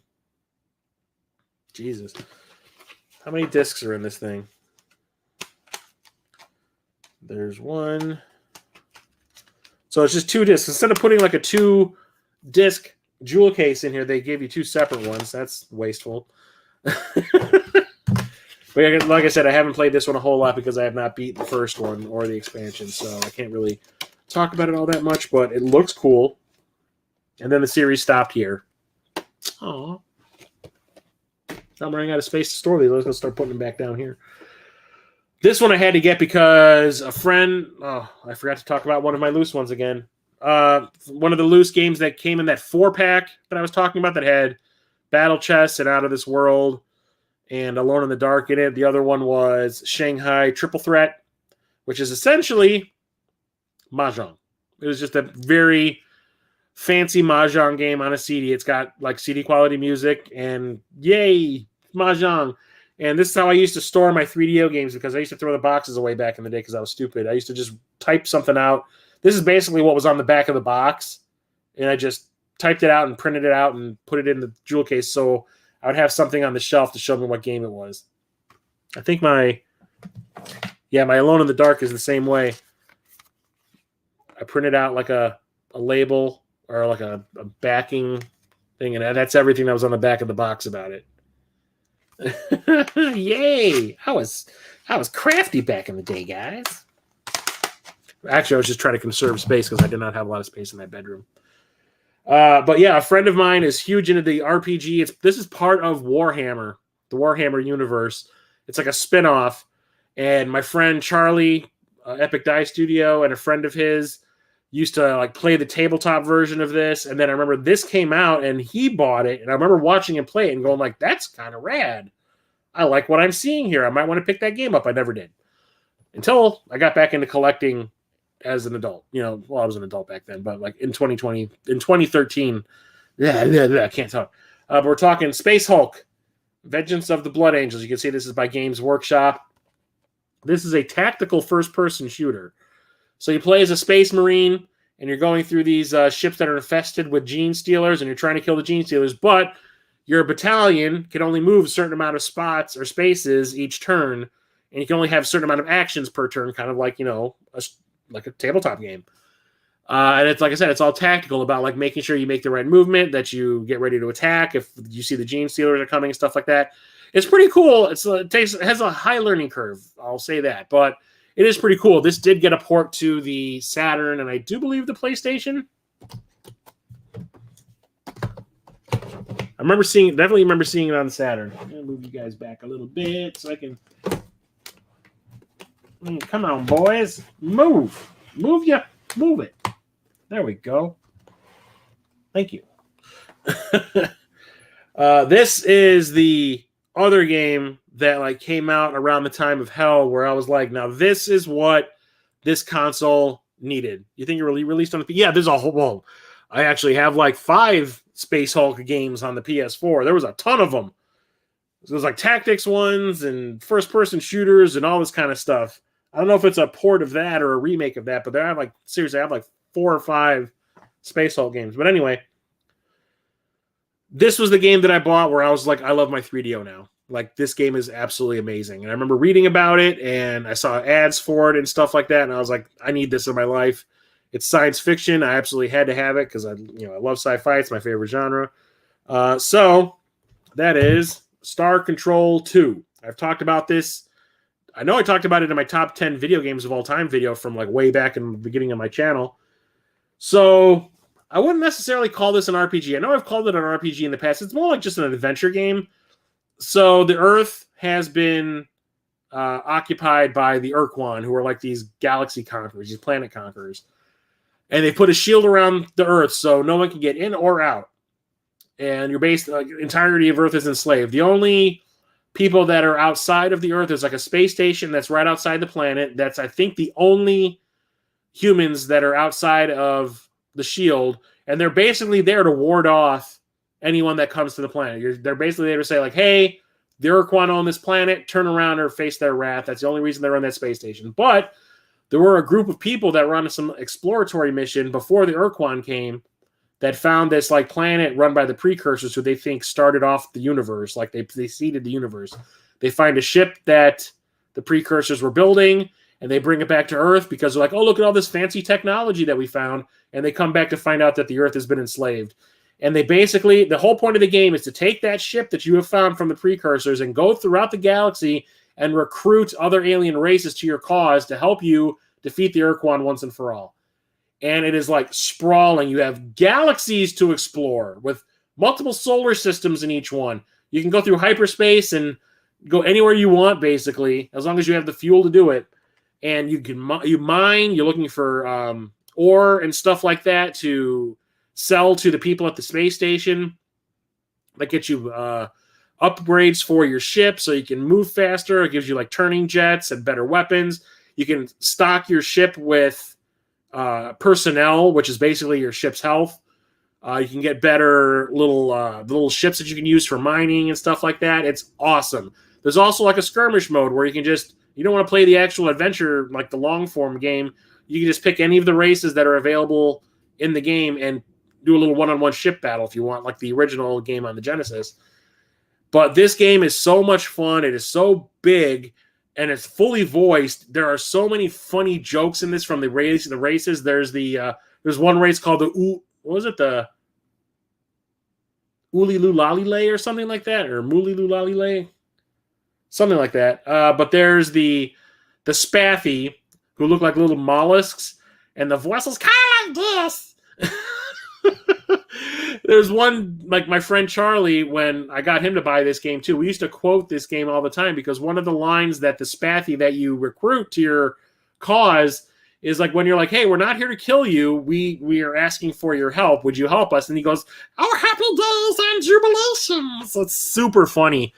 I absolutely love this game. I played through this. I beat it back in the day, and I played through it multiple times trying to go beat the game faster than I did the previous time because it does take a lot of time searching for all these different races throughout the galaxy to recruit.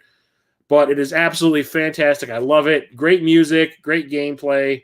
The story is fantastic. I absolutely love it. I have the game that's in here is the one that I rebought in 1998. It was just disc only. When I got back into collecting, I found the box at the same time I found the Gex box for like $10 each. Sounds like the inspiration for Jar Jar, but not annoying. Actually, genuinely funny because they're basically like little scaredy cats. And the only reason that they join your cause is because they're like, well, if we say no, they might kill us. So we'll just do it because we're, to save our own asses. It's really funny. I love it. All the different alien races are great. Like they each have their own personalities, and it's really, really cool. I like it a lot. All the different ship designs are rad. One of my favorite games of all time for a reason. It is fantastic. I was telling you that guy Tom that I used to hang out with, his brother was like obsessed with the 3DO, especially this game. He used to sit there and just play this for hours, and I was like, how can you do that? And it turns out he wasn't really doing anything. He was just flying around. It's called Starfighter. This is available on the Saturn and the PlayStation. It's like a 3D shooter. You're playing as this like spaceship, and you're going around, like you're in the orbit of these planets, and you're looking for these targets to destroy and all that. But this guy Tom's brother, Rich, he would just fly around and just see what everything was. He wouldn't attack stuff. He would just fly over the planets and see all the different environments, and he would do it for hours. It was the weirdest thing. And he said it was like some sort of a Zen thing for him. It was the strangest. I was like, okay, whatever, sure.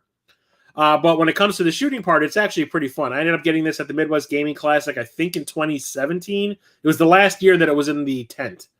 And some guy, I've been looking for this for a long time because I wanted to get it back into my collection because I did have this back in the day, back in the late 90s when I got the 3DO for the second time. And I enjoyed it. And it was really kind of funny because of Tom's brother doing that kind of stuff. Just playing it for hours on end. And I've been looking for this for a long time, but every time I saw it on eBay, it was over $100, and I could not understand why. I'm like, nobody gives a shit about this game. Why is it so expensive? And then I see it at the Midwest Gaming Classic, and it was like in this plastic case that this guy had on his table with a couple of other games, and the guy was asking for like $30 or $35 or something. I was like, I'll take that. Sight unseen. Just as long as it has the manual and the disc in it, and the box is fine, give it to me. And yeah, it's actually a pretty fun game. It's got this kind of relaxing vibe to it when you're not attacking things. It's really cool. I recommend it. Get it for that or the 3DO. Or no, sorry, this is the 3DO. Brain not working. If you get it for the PlayStation or the Saturn or the 3DO, you're going to have a good time. I think it's a very underrated game. And of course, you got to have those licensed games. What console? I don't think there is a console out there that doesn't have a Star Wars game on it. It's not called the Gamecom. About Rebel Assault, I did have this on the Sega CD, which I talked about it in the Sega CD video that I had done. That I bought. What game was it? Cliffhanger at this grocery store called Omni that had like a little electronics section in it, and they had pretty decently priced Sega CD games in there usually. And I picked up Rebel Assault there at that Omni, but didn't have a Sega CD at the time that I owned my 3DO for the second time, so had to get a copy of Rebel Assault. And oh yeah, it's actually pretty fun. This is another full motion style game where a lot of the stages are a video or a movie playing in the background, and you're superimposed over it, kind of like in what's it called, Microcosm or Nova Storm. Other times you're on foot going through some tunnels in a third-person shooter area, kind of trying to take out some stormtroopers and stuff like that. But there's like video or footage from the movies in there mixed in. It's actually pretty fun. I like this one a lot. I remember there's like the Womp Rat scene where you're like in the T-16 that Luke's talking about in the beginning of the original movie, and you actually play that scene where he was hunting the Womp Rats and stuff. It's kind of cool. I like it a lot. It's a fun game, and then there's a sequel that came out on. Well, this is a port of a PC game, but there's a sequel that came out and it was on the PlayStation 1. It was a Hidden Empire, and that is awesome. That is a fantastic game. Next up, we have Starblade. This is another one of those full-motion video games where you're shooting things over a video that's playing. But this one, everything is... Oh, no. This is the one that's like playing Sylpheed. Everything is a polygon in this one. I get confused. I had this one back in the day. Absolutely loved it. This ended up coming out on the PlayStation 1, and I think it was called Starblade Alpha, if I remember correctly. And it's just like a more optimized port. The thing is, I had this back in the day, but when I purchased my copy that I'm holding in my hand, I did not realize that when I bought it off of eBay, oh my God, there's a reason why it's stuck in here. It's still sealed. So I have 2 sealed 3DO games.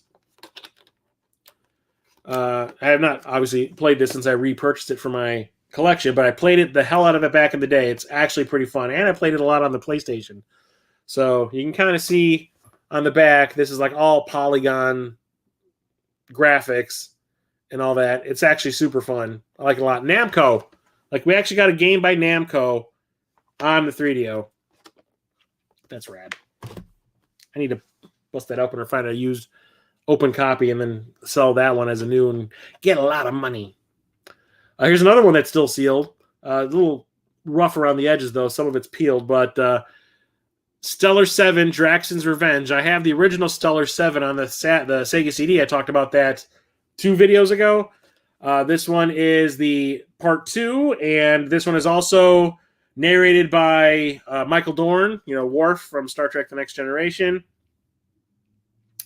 And this one is like a tank 3D shooter, like inside the tank, science fiction game. And the graphics are actually... Is this upside down? Yeah. No, it's not. It just looks upside down. Yeah, it's okay. I remember I had this one back in the day also because I had the Sega CD game back in the day. I wanted to get the sequel, and it's better. Obviously, the graphics are much improved. And the music and everything is great also. But this one is also... You can still see the little folding seam over the artwork. Yeah, I need to find an open copy of this. I didn't realize I had 3 sealed 3DO games. That's awesome. So, yeah, there's that. I'm getting so tired I can't think of things to say. But is there a Namco museum on the 3DO? There, sadly, is not. I'm just surprised. I'm just glad that we got arcade ports, kind of like this. This is the best version of this game. We actually got Super Street Fighter 2 Turbo on the 3DO. What the hell? I remember when I saw this at my local store, I was like, oh, we are here. This is a must-own console now. I absolutely loved Super Street Fighter 2 Turbo in the arcade. And to be able to play this at home, hell to the yes. Did not have the 6-button controller back in the day. I had the 3-button, but I did not care because you could switch. If I remember correctly, you could switch between kicks and punches by using the shoulder buttons. And I got pretty decent at it back in the day. But it has all of the characters, all the animations, everything is absolutely top-notch in this. Yeah, there's load times. It's a CD game, early CD game, of course. But this is the best port of this game we ever got. It is absolutely amazing. I absolutely loved it. I can retire now. I do need to get that. See, they even advertised that 6-button controller up here. I need to get that. Maybe 2 of them. But I absolutely played this all the time back in the day. And this was released by, I think, it says Panasonic, but if I remember correctly, Crystal Dynamics actually had something to do with this. I could be wrong, but I do definitely recall Crystal Dynamics having something. Oh, no, that's Samurai Showdown. I need to take a moment, guys. At least I'm not snotty. Like, I'm not getting all clogged.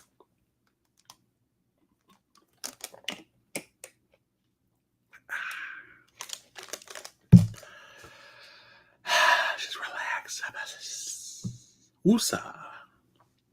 And did not shrink Cammy's boobs. What's up, Nintendo? Yeah! Brochachinator. Yeah! One of my favorite games on this console, because I talk about this franchise a lot. We're talking Super Wing Commander. Yes. Wing Commander is one of my favorite franchises of all time. I love these in the cockpit. Sometimes behind the cockpit. I think you can change it in the later games. Oh, I have the artwork backwards on the back. Shoot. But 3D outer space shooters. I absolutely love it. And this is a remake of the first game with better graphics, because back then it was all done with pixels on the old PCs and on the Super Nintendo and all that, and the Sega CD. This one was redone with all polygons, and it looks amazing, and it plays amazing. It's the exact same game as the original. It's just with better graphics, voice, all that jazz. Absolutely fantastic. Love it, love it, love it, love it.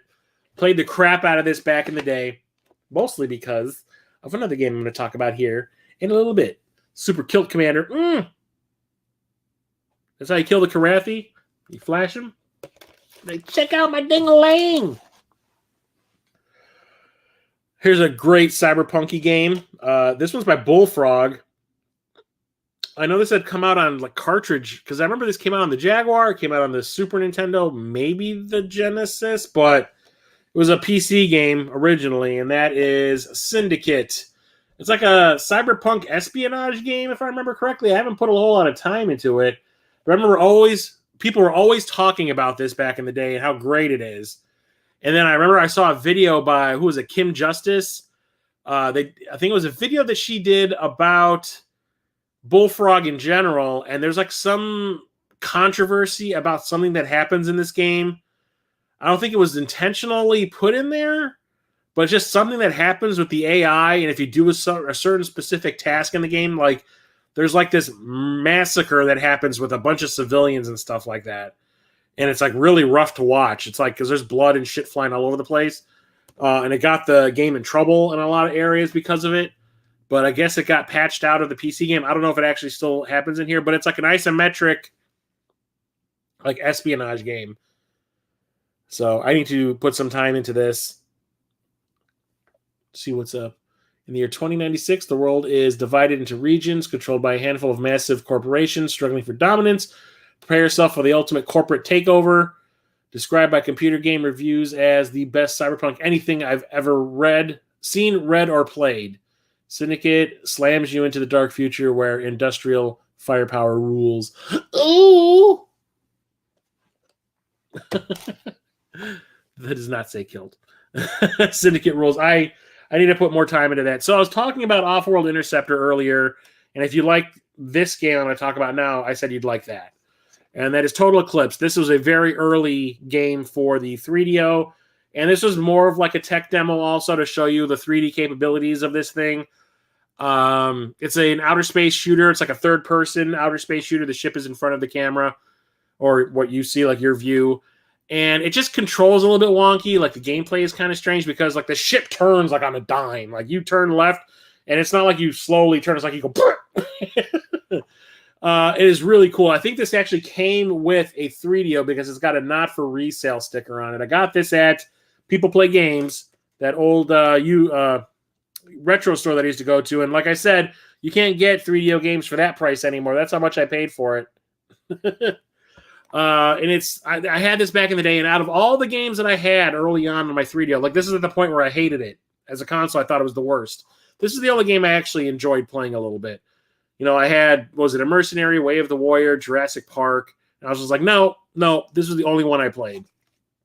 And if I remember correctly, this is the game that had a trailer on it for all the upcoming games that Crystal Dynamics was going to be releasing in the future for the 3DO. It had a trailer. It had like footage from Patank. It had footage from Star Control 2. A couple other ones. I don't think it's anything I have right here. Oh, Gex. It had footage for Gex. I don't think anything else here. But I was just like, oh, there's some really cool stuff coming out for the console. Maybe I'll hold on to it for a little bit longer, and I was glad that I did. Total Eclipse. Ooh. Project Overkill. I do have Project Overkill. I also have Syndicate Wars on the PlayStation 1, which is the sequel. But yeah, I actually, only game I liked on my 3DO at that point in time. It is very janky now. Like you play it now, and it's like borderline uncontrollable, but it has a lot of nostalgia for me. I also have the turbo version of this on the original PlayStation, which is just a more optimized version of that. This was, oh my God, I have 4 sealed 3DO games. I do not even remember buying these sealed. Jesus. I had this back in the day. It's a puzzle game in the vein of Puyo Puyo. I did not know what the hell Puyo Puyo was back in the 90s, so it was lost on me, but it's called Tripped. And you can see it is a Tetris-style puzzle game, but you have a bunch of different colored objects that match up, and you have, when they, you have, what is it, red, blue, green, and yellow. And when you get to them together in like a block of 4, like if you got 4 on top and 4 on the bottom, and they're all touching, they will turn into a creature, and that like triples your points or quadruples your points when you finally do pop them. Because you have to have a certain type of block that will actually burst them. And it is really, really fun. I like this one a lot. It has a 2-player mode. I remember playing this 2-player. One of the few games I actually played 2-player on the 3DO back in the day. And it's got like a weird, quirky sense of humor, too, because the alien creatures are, you can see like right here. It's like, hey, guys, we're playing a game on the 3DO. Let's do this. I played the crap out of this back in the day. I had, like, it's obviously called Tripped. That's what the apostrophe is there for. I had a friend that refused to call it Tripped. He called it Trip D. I was like, well, if they wanted it to be called Trip D, it would have been a dash, not an apostrophe. So I'm like, it's Tripped. Tripped. It's abbreviated version of Tripped, like PPED. And he just refused to do it. He's like, no, Trip D. And I was like, you're dumb. Stop trying to be a unique snowflake. Fall in line like everybody else. It's actually really fun. Like, it was one of the only like puzzle games of that type available on the 3DO, and I really, really enjoyed it. This was a party game that I loved. Like, I remember I got friends together and we played the shit out of this back in the day, and it's called Twisted the Game Show, and it's all full motion video. This dude on the front looks super familiar to me. I cannot place him, though. I need to look it up and see where I know him from. But it's like everything about this has to do with full motion video. It's like, hey, put this puzzle together that's made out of like video footage, slide all the pieces together and make the image, or put the image back together. You know, it's like literally like playing Price is Right in video game form. It's actually really fun and a lot of humor. I got a specific mannerism from this game. So the host is super snarky, and so is his like Vanna White character. So there's one point where I think it's if you get a question, like you have to answer questions sometimes too. It's like multiple choice. And I remember I got an answer wrong at one point, and she looked at me and she goes, "Wee!" And I remember I was doing that to people whenever they would annoy me back in the day after I saw that. But it's a super fun game with friends and all that, especially if you've had a couple of drinks. So I highly recommend that one. It's a great party game. This is another one of those pieces of shit. Stop your damn. Yep, that's basically the way I said it to him too. I was like, it's not stuff your face, it's stuff your face, okay? If we're going by those rules, the Trip D rules. I remember I was trying to get when I got back into collecting in 2013, there was like certain games for this console that I wanted to get that I never had an opportunity to buy back in the day. I never found them, never saw them, couldn't afford them, whatever. They just weren't around. Never thought to buy them. And I remember always wanting this one because for some reason it appealed to me. The cover reminds me a little bit of Starfighter, just not sci-fi. And then I bought it dirt cheap off of eBay. I remember for a while this was like a super expensive game, and then it dropped down to below 50, and that's when I snapped it up, and then it's back up again. But it's called VR Stalker. It says 360-degree air combat simulator. So it's like playing, like a Afterburner style game, but you can actually turn your plane around and go in any direction you want. You can do it from inside the cockpit or out, and it is just hot garbage. This is not as bad as Crash and Burn or Shadow War of Succession, but not a good game at all. And I'm so glad that I did not say, like, you know what, it's $100. I got my tax return. Let's do this thing. No, I'm so glad I did not do that, because if I did, I would have been so mad at myself. But it is not good. And you can kind of tell when it's not going to be a good game because it's made by some unknown company that never made another video game ever again. Kind of like people who made Shadow War of Succession. But yeah, you can see the pictures on the back. It does not even look all that visually impressive. This is like the only picture that looks kind of cool. But yeah, no, the rest of it is just garbage. Hat garbage. Coming towards the end, guys. Oh, shit. We're at the game that made me want to buy my 3DO. So I've been talking about it all night. So when I got my 3DO, I wanted to get a 3DO. I got an itch on my thigh. Hang on a second. When I wanted to get my 3D, I wanted to get a 3DO just so I could play this game, because Mortal Kombat was life back then. Mortal Kombat was my everything, my every waking moment. I was sacrificing my education in college to ditch class so I could go to the arcades with my friends and play Mortal Kombat 2 and 3. No Space Pirates, no. Never did get a copy of that one. I should. I keep seeing it. I know a store that has one in box. I'll probably get it eventually. But yeah, this was the game that was the killer app for the 3DO, and was also one of the biggest disappointments in my gaming history, to the point where I actually made a video about like my worst video gaming moments. And it was one of the first videos I did on my channel. Go and check it out if you must. It's depressing as hell. But like I talk about having to sell everything just so I could sell everything in my Sega Genesis and Sega CD collection just so I could play this game. And then I bring it home and I'm like, oh shit, what did I do? So he says with a giant M key standing behind. Oh, Peter, in a couple of weeks, this is going to get replaced by something. Something happened today. Something big. Something I probably shouldn't have done, but I did it. And we're talking Way of the Warrior. This is a game by Naughty Dog, the people that made The Last of Us and the Uncharted games. This is one of their first games. And it is also one of the worst games. So it's a one-on-one fighting game done in the style of Mortal Kombat. You have digitized actors trying to do kung fu-y things. There's fatalities, there's blood, there's voice, there's, animated gore, there's all this kind of shit. The camera zooms in and out as your characters will move. When they move closer to each other, the camera zooms in. So the characters are almost filling the screen. The further they move apart, the camera pulls back and they shrink. The arenas are really nice and big. Everything is colorful as all hell. It has a soundtrack by White Zombie. The entire La Sexorcisto album is the soundtrack of this game. It's amazing. And like I said, I got sucked in when I first brought my 3D home and I popped this in the first time.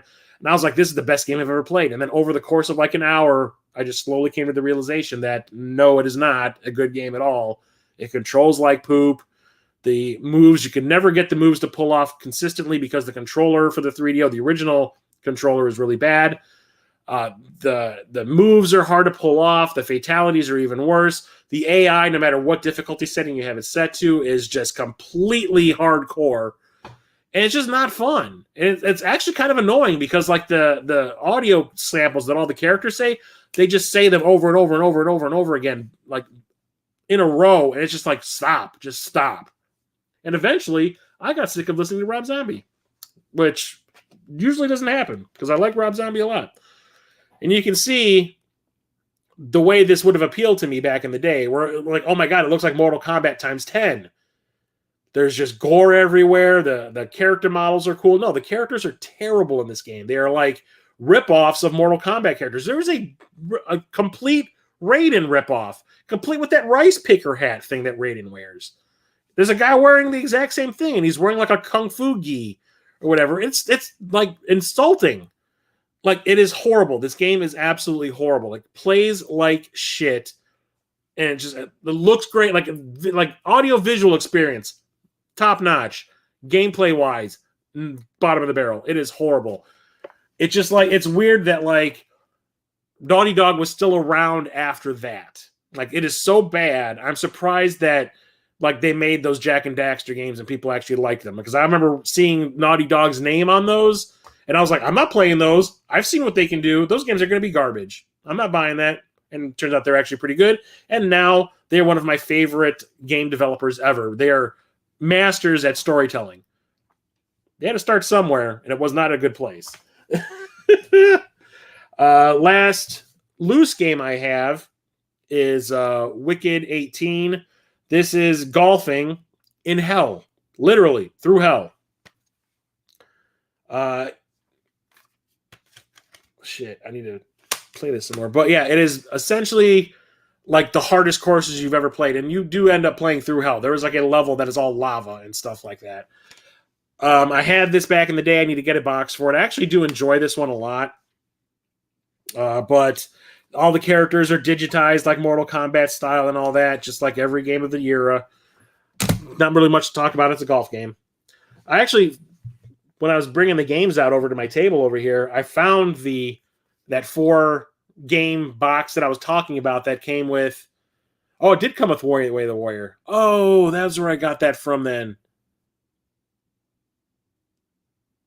So this is what I had back in the 90s, or the late 90s when I rebought everything. So it was a 4-game pack that came with Way of the Warrior, Battle Chess, Alone in the Dark, and Out of This World. I thought it was Shanghai. I must have bought Shanghai separately then. Oh well, no big deal. And this is all the manuals together in one book. So there's that. I also have a loose Microcosm manual if anybody needs it. And I also have the manual to Robinson's Requiem plus this 3DO addendum thing. Because I had this game back in the 90s. When I sold the games, I didn't sell the manual, apparently. And this is a hard game to find. I remember this was like $300 when I saw it at Midwest Gaming Classic a while ago.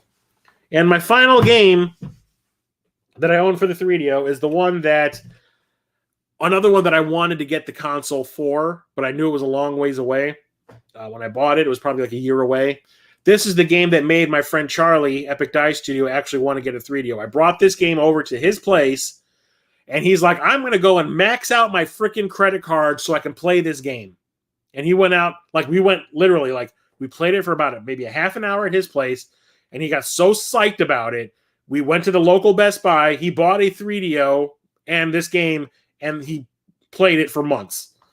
And it is probably my second favorite game on this console, and that is Wing Commander 3 Heart of the Tiger. I absolutely adore this game. It is one of my favorite games of all time. I talked about this in my top 10 video game of all time video that I did at the beginning of my channel. This box is so goddamn heavy. This thing weighs about a pound. There is so much stuff in here. So it is basically like playing your typical Wing Commander, 3D outer space in the cockpit, shooter. But everything else is done with live action video. It's made to feel like an interactive movie. So all the cutscenes are actors acting against green screens. They got some big names in here. You have Mark Hamill playing the lead, playing Christopher Blair, the main character from the franchise. You have Jonathan Rhys-Davies from Lord of the Rings and Indiana Jones playing Paladin. You have Jason Bernard, who you've probably seen in 5 million movies. I can't remember what his character's name is, but he runs the Tiger's Claw. Who else is in here? Malcolm McDowell is in here. He plays, was it not Merlin? Maybe Merlin, I think is his name. He's the guy who runs I think he's the boss above Jason Bernard's character. You have the guy who played Biff in the Back to the Future movies, and he's playing Maniac, and he is awesome. If there was no Oscars for video games back in the day, but he should have definitely won the Oscar for Best Supporting Actor because he is awesome in this. And then you also have Ginger Lynn Allen in here, who is like one of two love interests that you can eventually get. There's this redhead girl that's like one of the pilots, and then there's the mechanic for the Tiger's Claw, who is Ginger Lynn Allen, who used to be a softcore porn star. And you bet your ass when I realized that that's who she was when I was playing through this the first time, when the time comes where you get to pick which woman you want to go with, I picked the porn star because space STDs, man. But the story of this in this game is absolutely top notch. There's a lot of like intrigue, like is there a traitor on board? All kinds of crazy shit, and it's done so well. Like I said, it is an interactive movie, and me being a filmmaker, this was like the first time I'd ever played anything like this, and it blew my freaking mind. And I wanted to play through it. The moment I ended, I wanted to play through it again, and I went with the redhead this time, and same exact ending, just she's sitting on your lap instead of Ginger Lynn Allen at the end of the game. It is amazing. It plays very well. All the missions are, your typical outer space type of games like this. You got escort missions. You got go out and take out this base, take out a number of targets, come back to the ship kind of thing. It's a fantastic game. I absolutely love it. The strength of this and how well this sold is what got the Wing Commander movie made that came out in 1999. There's a sequel that came out after this, Wing Commander 4. What is it? The Price of Freedom. Not nearly as good as this one. It's even better because they had more money to work with, and it was not shot against green screens most of the time. It was actually filmed in like sets that they built, which is fantastic. It makes it look even more like an interactive movie. But the story itself wasn't all that great. But like I said, this was so impressive to like film studios because of the way it worked and the way the story worked out and all that kind of stuff. That studios were like going like, we need to make a Wing Commander live action movie, and Chris Roberts ended up directing that. Fantastic game. Absolutely love it. I play through this at least once every few years. I cannot get enough of it. And why is this so heavy? I'm not kidding. This thing it weighs a ton. I think it's 4 discs. It's how big this is. Yep, there's disc 3 and disc 4 in the back. There's disc 1 and disc 2 in the back. And it came with those protectors around the discs that I keep in there to keep the dust out. Comes with this really thick manual and a couple of extra sheets that are all about the vehicles that you can get, because you can unlock different vehicles, different ships as the game goes on. And this is like a dossier on them or whatever. It has all the ships that you can eventually use, and then all the Kilrathi ships and stuff. It's really cool that it comes with something like this. And it even has like, if you have a flight stick, here's how the controls work. And if you have the 3DO controller, that's how those controls work. And the cool thing about that is you're supposed to be playing this on a PC where you have an entire keyboard. A lot of the keys on the keyboard did things in that game. There's on the back of this sheet here, it shows you all the button combinations you have to do in order to get things to happen. Like, you want to go to hyperspace? You got to hold down these 3 buttons to make that happen, kind of thing. The controls are nuts, but you get used to it after a while. Sometimes you don't even use half the controls that are available to you because you just find a rhythm and you get into it.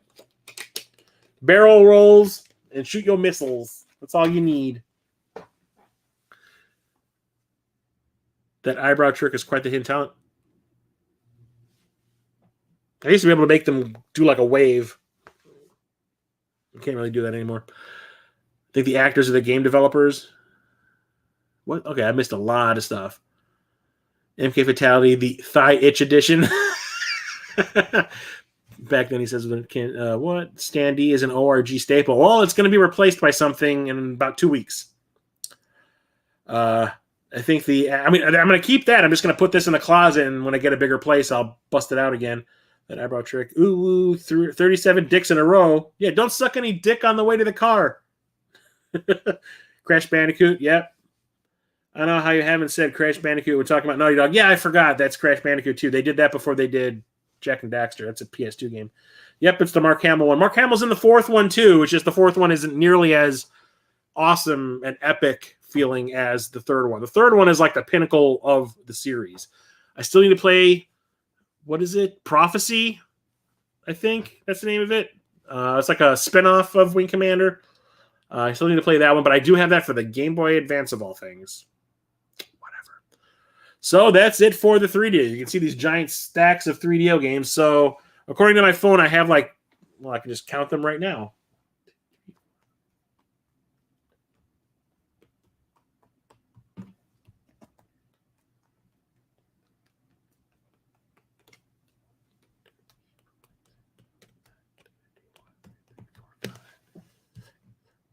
$60 games. I have 60 games for the 3DO.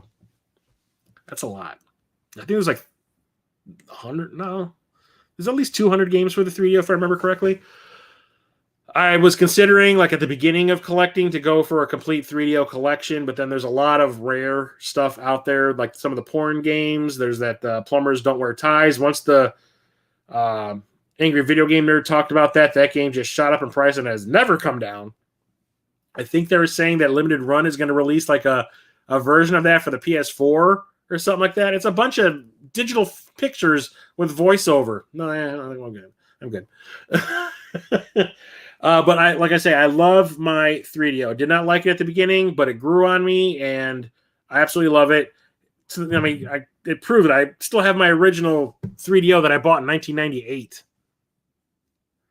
Oh, they use the developers and programmers as the actors. Well, it's obvious because none of them can do any kung fu type things, just like in Shadow. So yeah, not a good game. Like one of the most disappointing games I've ever played. Kind of like to the point where your parent tells you that they're very disappointed. They're not mad at you. They're just disappointed in you. That's the way I felt toward that game. Like all these things I had to do to get you to be able to play you, and you let me down like that. I'm very disappointed in you.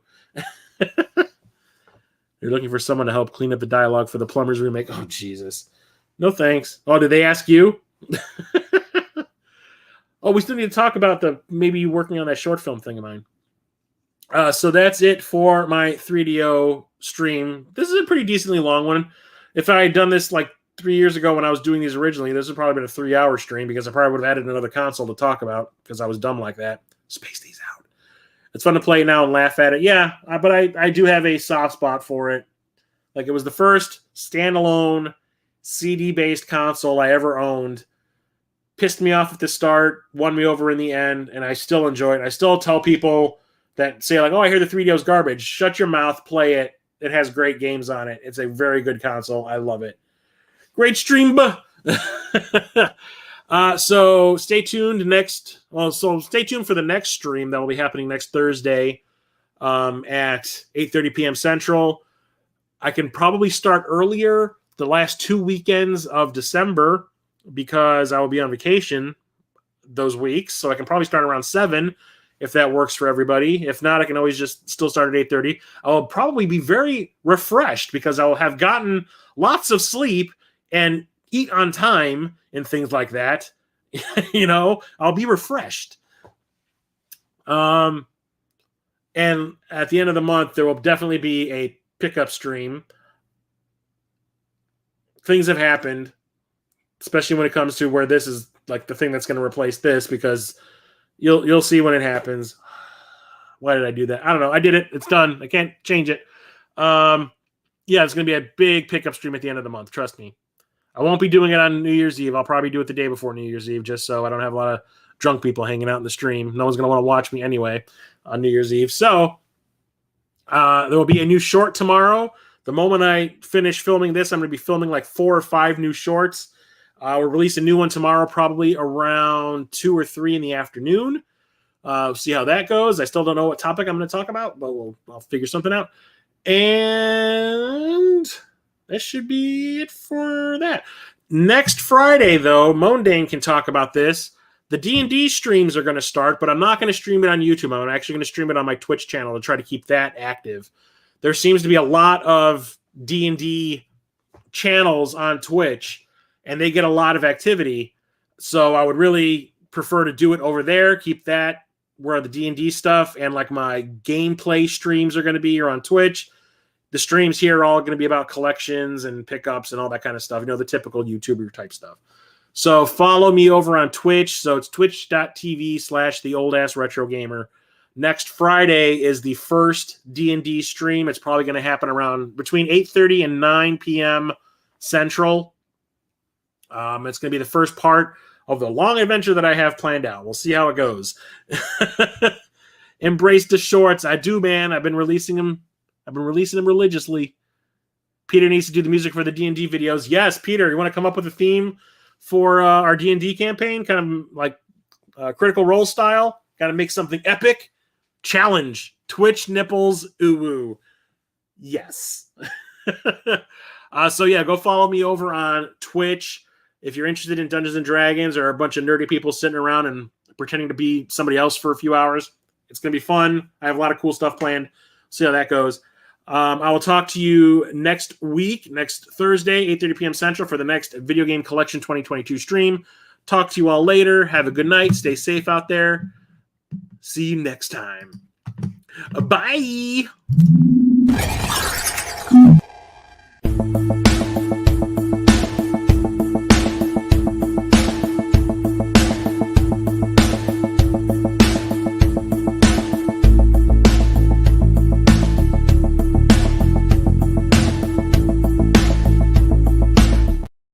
TV/the old ass retro gamer. Do it!